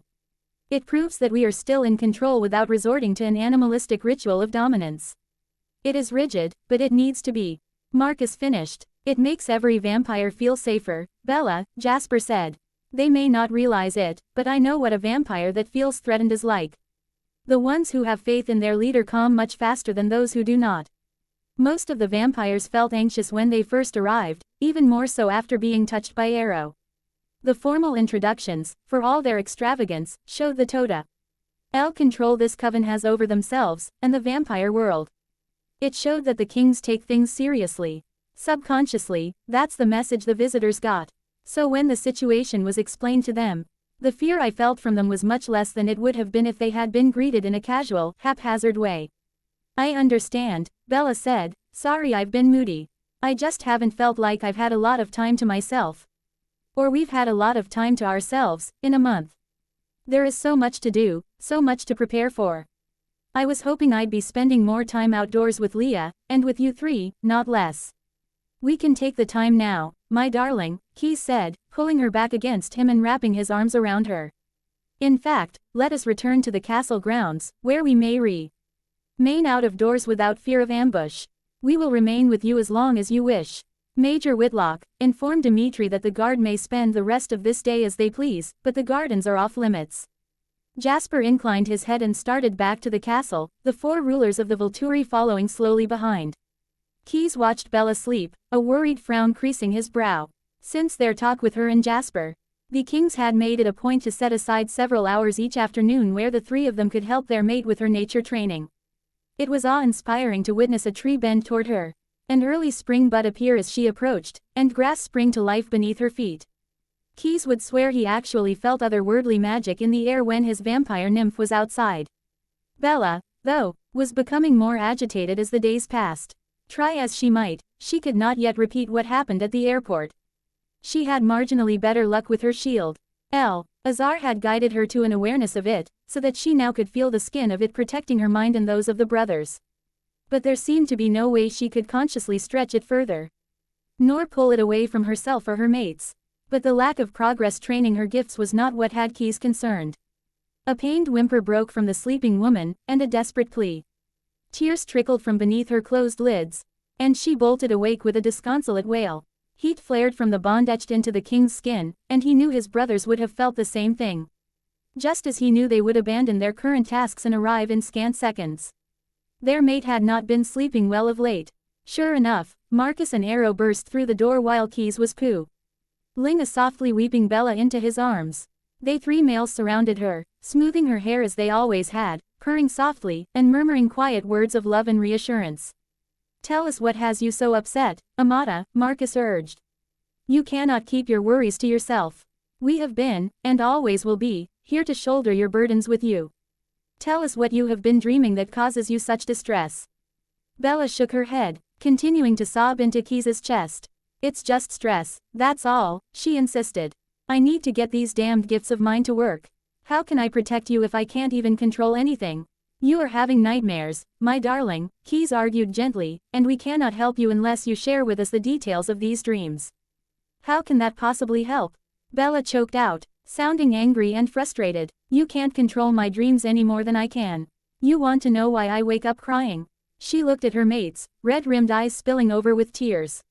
I see the battle we have to fight. Venom-soaked grass, detached limbs inching their way toward the injured. I see purple smoke in a thick haze. I see Jane, bitten and cracked, standing over the still form of Seth. Leah snarling and snapping as dark spirits surround her. I see Emmett in pieces, Rosalie's face anguished and enraged, Jasper disappearing beneath a sea of newborn vampires. I see you three, her voice broke, and she covered her face with her hands, hunching into Keys's chest with a fresh volley of heart-wrenching weeping. That is more than just stress, Bella, Leah argued, pushing Pa Saint-a stern-faced Dimitri and into the room. They had arrived with Marcus and Arrow and had been standing guard outside the chamber door. The she-wolf couldn't help but hear everything. You're dreaming, I mean, she clarified. It's more than just stress. Old Quill thought your dreams were prophetic. Remember, Leah looked at the kings. When she fell asleep in the council hall and started mumbling. Old Quill told you to pay attention. He thinks the spirits talk through her dreams. No, screamed Bella, no, they can't be true. Dreams. They are only dreams. They can't. I can't, she choked off, looking hopelessly at her mates. Hush now, my dearest. Hush, Arrow crooned, gathering her from Keys and placing her on his own lap. He cupped her face in his hands and turned her eyes to his, smoothing back damp locks of hair and wiping away tears. It may be, Inamorata, that your dreams have an element of truth to them. He hushed her again when she began to whimper, SSSH, now, Bella. An element of truth is not the whole truth. Remember the dream you had when your soul was searching for us. Elements of truth combined with your subconscious to create your dream. It is likely so now. Nevertheless, Amata, we would like you to share the whole of things with us, so that we may gain what knowledge we can. Do you see death, or just injury? Do you see the end of the battle, or merely portions of it? Is it always in the same place, season, time of day? Stop, Marcus, just stop, Bella begged, holding her hands over her ears. Arrow glared at his brother over the top of her head, and narrowed his eyes at Leah and Dimitri. He had not forgotten old Quill's words, and had intended to explain to his mate what the Quileute shaman had said. But he would not have chosen to talk to her when she had just awakened in distress. Gathering her in his arms, he strode past the others, and down the hall, breaking into a run. Bella buried her face close to his neck, allowing the rumbling purr Arrow emitted to settle her frayed nerves. She smelled the change in the air when he took her out of doors. He slowed, then stopped. "Open your eyes, dearest," he urged, putting her down gently. Bella shook her head, smiling slightly. "I don't need to." Her voice was soft and still sad. "I know where we are. I can feel the olive tree, the same one that first touched me." Still, she did open her eyes before sinking to the ground. And putting her back against the gnarled trunk. The tree shifted around her, molding slightly to the contours of her back, and she sighed, relaxing for the first time since her nightmare began. Arrow flopped on his back in front of her, laying his head on her crossed legs, and closed his eyes. Neither one said a word, and soon Bella was tracing the lines of his face and unclipping his hair to run her fingers through it. He started to purr once more, and the low vibration was the only sound in the stillness of the new day. They stayed silent as the sun rose above the horizon and warmed the earth. His Bella needed this time to calm herself. He could feel Marcus and Keys at the edge of the garden, but they did not join him and their mate. His brothers knew, as he did, that she had been overwhelmed by the bustle in the castle recently. Indeed, her life had changed drastically in such a short time. "Do you think that we're going to fail?" Bella's voice, almost a whisper, fell on the morning breeze. "No, dearest, I do not," Arrow stated, looking up into her eyes. "There is nothing that will shake my faith in our victory." "How can you be so sure?" "My dreams. If they are prophetic, then my dreams are telling me we're doomed." "Tell me something, dearest. In reality, did the Cullen boy actively keep you from us, as he did in the dreams you described to young Jacob?" "Well, no," Bella replied, "but his dream is much more detailed than that one ever was. And I feel all this fear and anxiety. The enemy is malevolent, but they also feel smug, superior, on the battlefield. It just feels more real than the dream where I was trying to reach you three." "Of course it does. You have so much more knowledge to draw upon now. You know who the characters are, the good guys and some of the bad. You have background about the spirits. You know the consequences if we fail. You've seen vampires fight, and you've seen Laurent in pieces inching his way together." "I'm so glad Jane finally torched him," Bella murmured. "Seth's been good for her." Arrow agreed. She was much more interested in wolfback riding than watching Laurent suffer. She did make full use of her gift before she sent him to his final death, though. The point is that these dreams may still be no more accurate than the last one was. They may simply be a way to boost your awareness of the situation. Or a way to ensure caution and preparedness. Or they could be a motivation. Whatever they are, we are your mates, and we do not like you trying to shoulder this burden on your own. We suffer when you suffer, even, and especially, when you do not confide all to us. Allow us you help you, precious one." Bella sighed softly, then closed her eyes again. Arrow took one of her hands and started to play with her fingers, content to let her sort her thoughts. "They aren't any more than what I've told you," she finally admitted. "Except that you and Marcus and Keys are all badly hurt. I don't see the enemy, but I feel such hopelessness and despair at the destruction I do see." "What you have described is not defeat, my dearest. It's not victory, either," Bella retorted. "Perhaps not, but I have already said that there is nothing that will make me believe we will not be triumphant. I wish I had your optimism. If there is one thing that I excel at, my young mate, it is having enough optimism for more than just myself. Cause has ensured that I got a lot of practice over the millennia. I could have been the most joyful creature in existence and you still would have had an overabundance of enthusiasm and positive thinking." The blonde-haired king drew near, followed by a subdued Marcus. "But in this case, I do not believe your faith is misplaced. I, too, am confident that we will emerge victorious." "It's good that you guys are convinced," said Bella. "But I'd sure feel better if I could manage to make even a blade of grass move intentionally. Or, you know, have a leaf randomly appear in the air in front of me." "Marcus, why are you hiding behind Keys?" "I am not hiding, Amata," Marcus said softly. He moved toward her, eyes tightening when she gasped. His clothes were torn and his hair in disarray. Keys had taken him to task when Arrow fled their chambers. After he had ejected Leah and Dimitri, of course. He hoped the captain of their guard would ensure his she-wolf did not interfere in the relationship between him, his brothers, and Bella again. I am just not sure how welcome I am after upsetting you so badly earlier.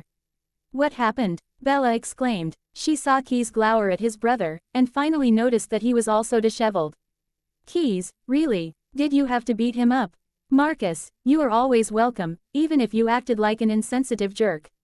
I know you were just worried, but next time, let me at least wake up before starting the 3rd degree. It was not my intention to interrogate you, Bella. It was but a moment of fear and uncertainty. I had truly forgotten the shaman's words, and those were poor circumstances under which to remind us all. The she-wolf has been properly chastised, Keys? Arrow queried. Considering we like her, and she saved our mate, I thought it best to leave her in Dimitri's hands. Such a thing will not happen again. You can't blame Leah, Bella cried. All she did was tell me something I probably should have known for a while. We do not blame her for sharing information, young one, Keys assured. Only for the way she did it. She caused us all, unnecessary upset. It was not proper for her to burst into our chambers, and intrude on our situation. You, my mate, are entirely too forgiving. Enough about that. I have had an idea. Arrow rose to his feet, clapped his hands, and reached down to pull Bella up, nudging her gently toward Marcus. The ancient king wrapped his arms around her, kissing her cheeks and eyelids, before turning her to face his brothers. His arms loosened, but did not drop away from her, and she leaned her head back, resting against his chest. They waited expectantly for Arrow to continue. We shall go on vacation, Arrow announced. E. It's beautiful, Bella breathed. The air high in the Alps was crisp, and thinner than she was used to, but her nymph nature adapted easily to the change. They were standing on the rocky peak of a mountains, somewhere near the French-Italian border. The elite guard had not been pleased with the master's decision to leave the castle. But Arrow had insisted, bringing with them just Jane and Alec, along with their mates. They were only a few hours away from Volterra, and Mormo, Alice, and Carlisle were still gathering their forces. According to Dimitri, the underworld daemons were working their way east across the northern United States, toward New York. Jasper's friend Peter and his wife had called with the disturbing news that the Major's sire had gathered her forces and was closing the gap between the two armies. It seemed she had joined the enemy. Keys had been the one to suggest that someone be sent to monitor Maria's movement.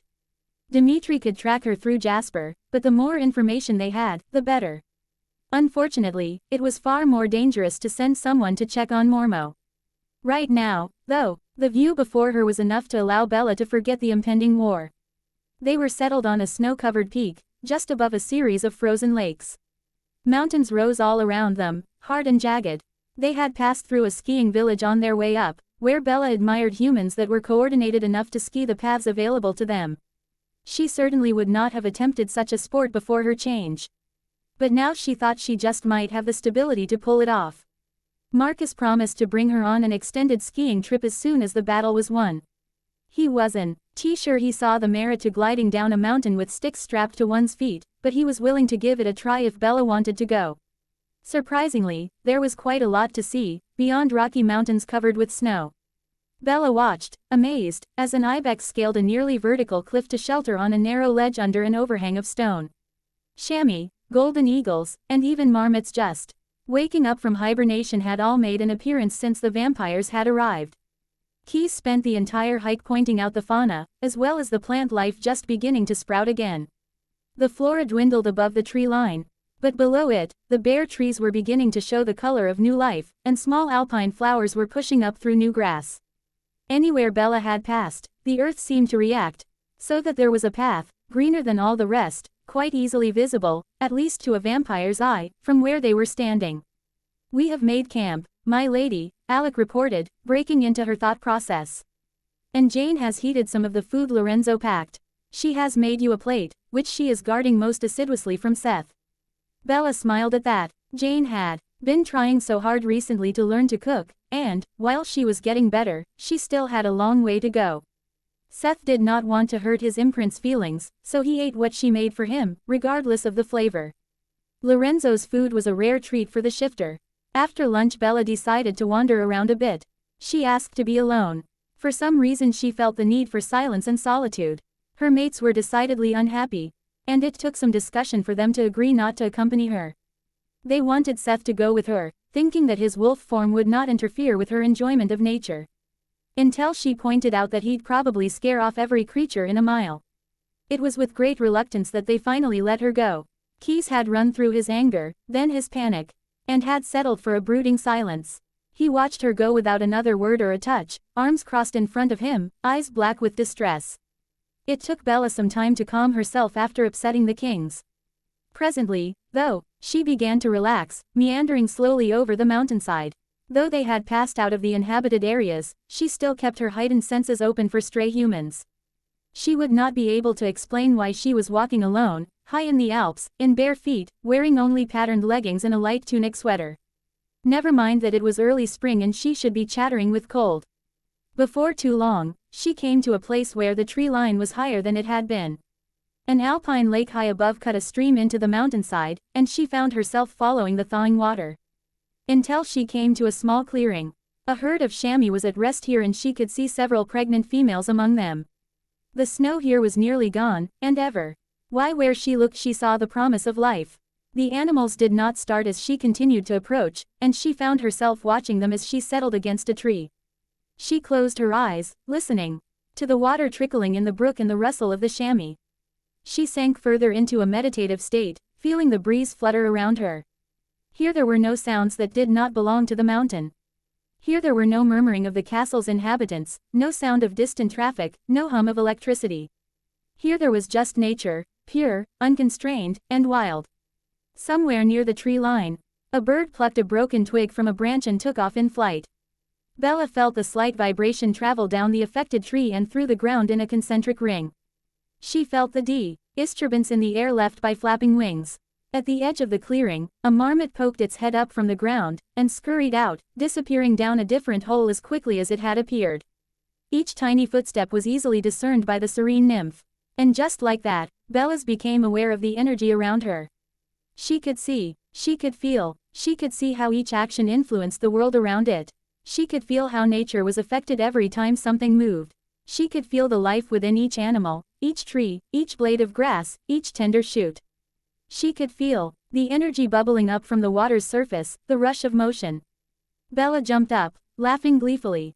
She understood now what she was, and how to access her gift. It was nothing so difficult as trying to control nature around her. It was as simple as realizing that she was that nature. There was no need to try to manipulate the world around her. Everything she needed was inside of her. And now she knew how to look for it. Now she saw, now she felt, she would be ready when the time came. Lorenzo shook his head, holding in his amusement as he watched the small vampire stalk through the kitchen. She glared at the appliances and scowled at the food. Her muttering was a muted buzz, a vampire speed blur of ill-tempered words, growls and hisses. Jane had been haunting his domain for the last week or so, valiantly trying to figure out how to prepare edible dishes for her mate. So far Lorenzo was unimpressed with her results. Not that Seth complained about her efforts. As long as nothing was charred black, he ate what she served him, and thanked her sweetly each time. But Jane was frustrated. No matter how well he tried, her shifter could not hide his winces and twisted lips with every forkful of food.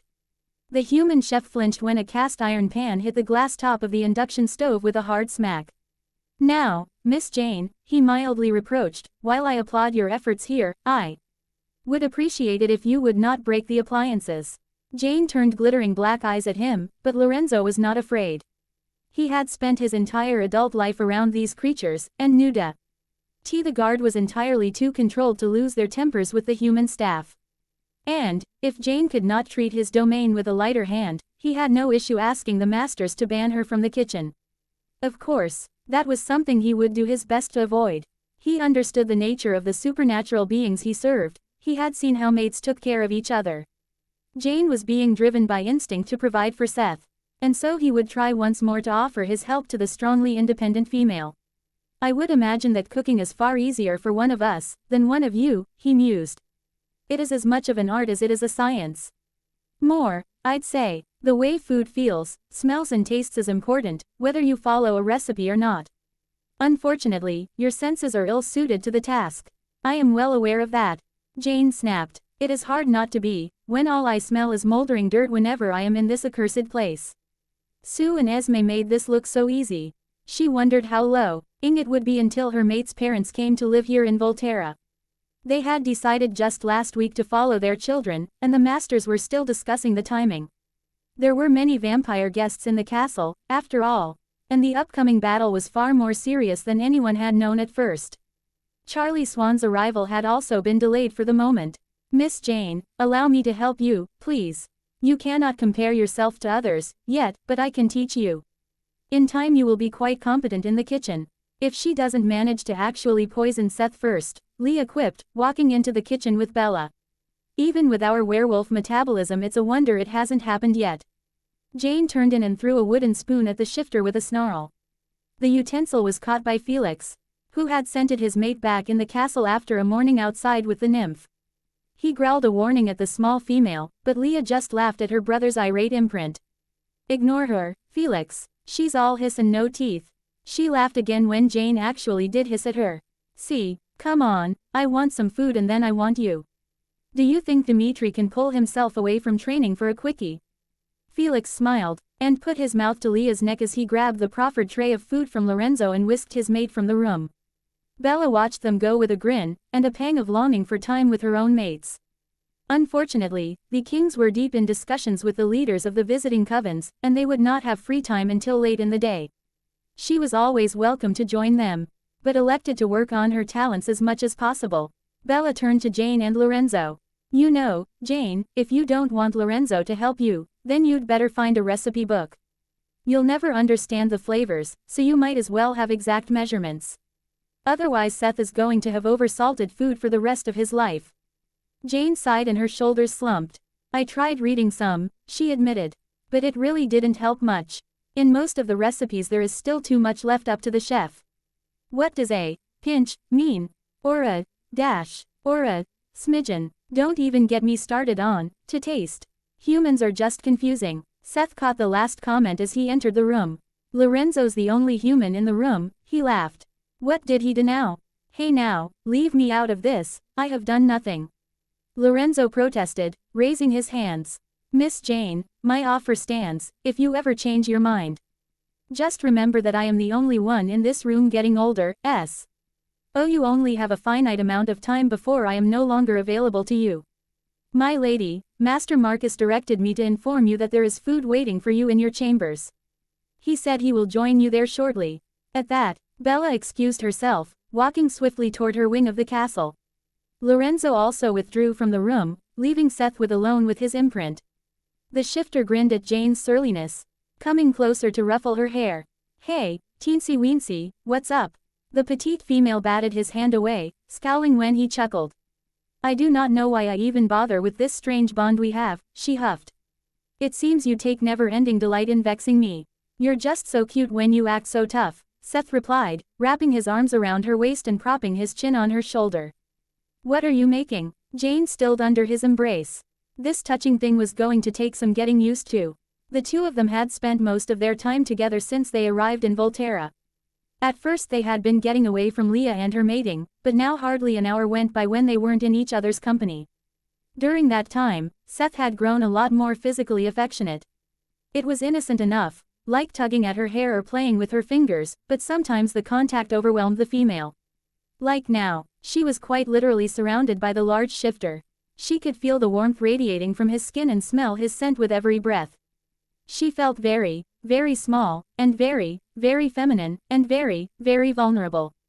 And yet, she had never felt more safe. Even knowing that there was no way she could raise a hand to him, or use her gift against him, she felt safe. She was defenseless, and completely protected. Her only uncertainty came from not knowing what to do. She was not ready to take Seth to mate.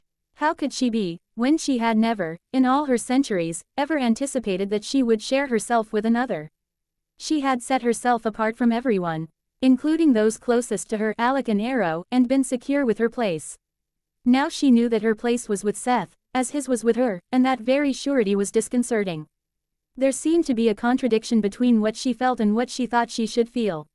She didn't like it, but didn't know what to do about it. A poke to her ribs brought her out of her thoughts. You still alive, teensy weensy? Not for nearly 100 of your lifetimes, Jane replied sharply. And to answer your question, I was considering trying to make steak again. I think I almost had it last time. Seth laughed at his imprint's quick tongue, and held in his wince at the end. The last time Jane had made steak, it has been over-salted, over-peppered, and steamed instead of seared. He sighed. He himself wasn't a very good cook, but his mom had been teaching him since he was 10, and he could make his favorites if he needed to. Unfortunately, he could not seem to teach his mate. And she was steadfastly ignoring Lorenzo's repeated offers. There was only one thing to do. He'd hang tight until his mother arrived. For some reason, Sue Clearwater and Esme were the only two Jane would take direction from. At least in the kitchen.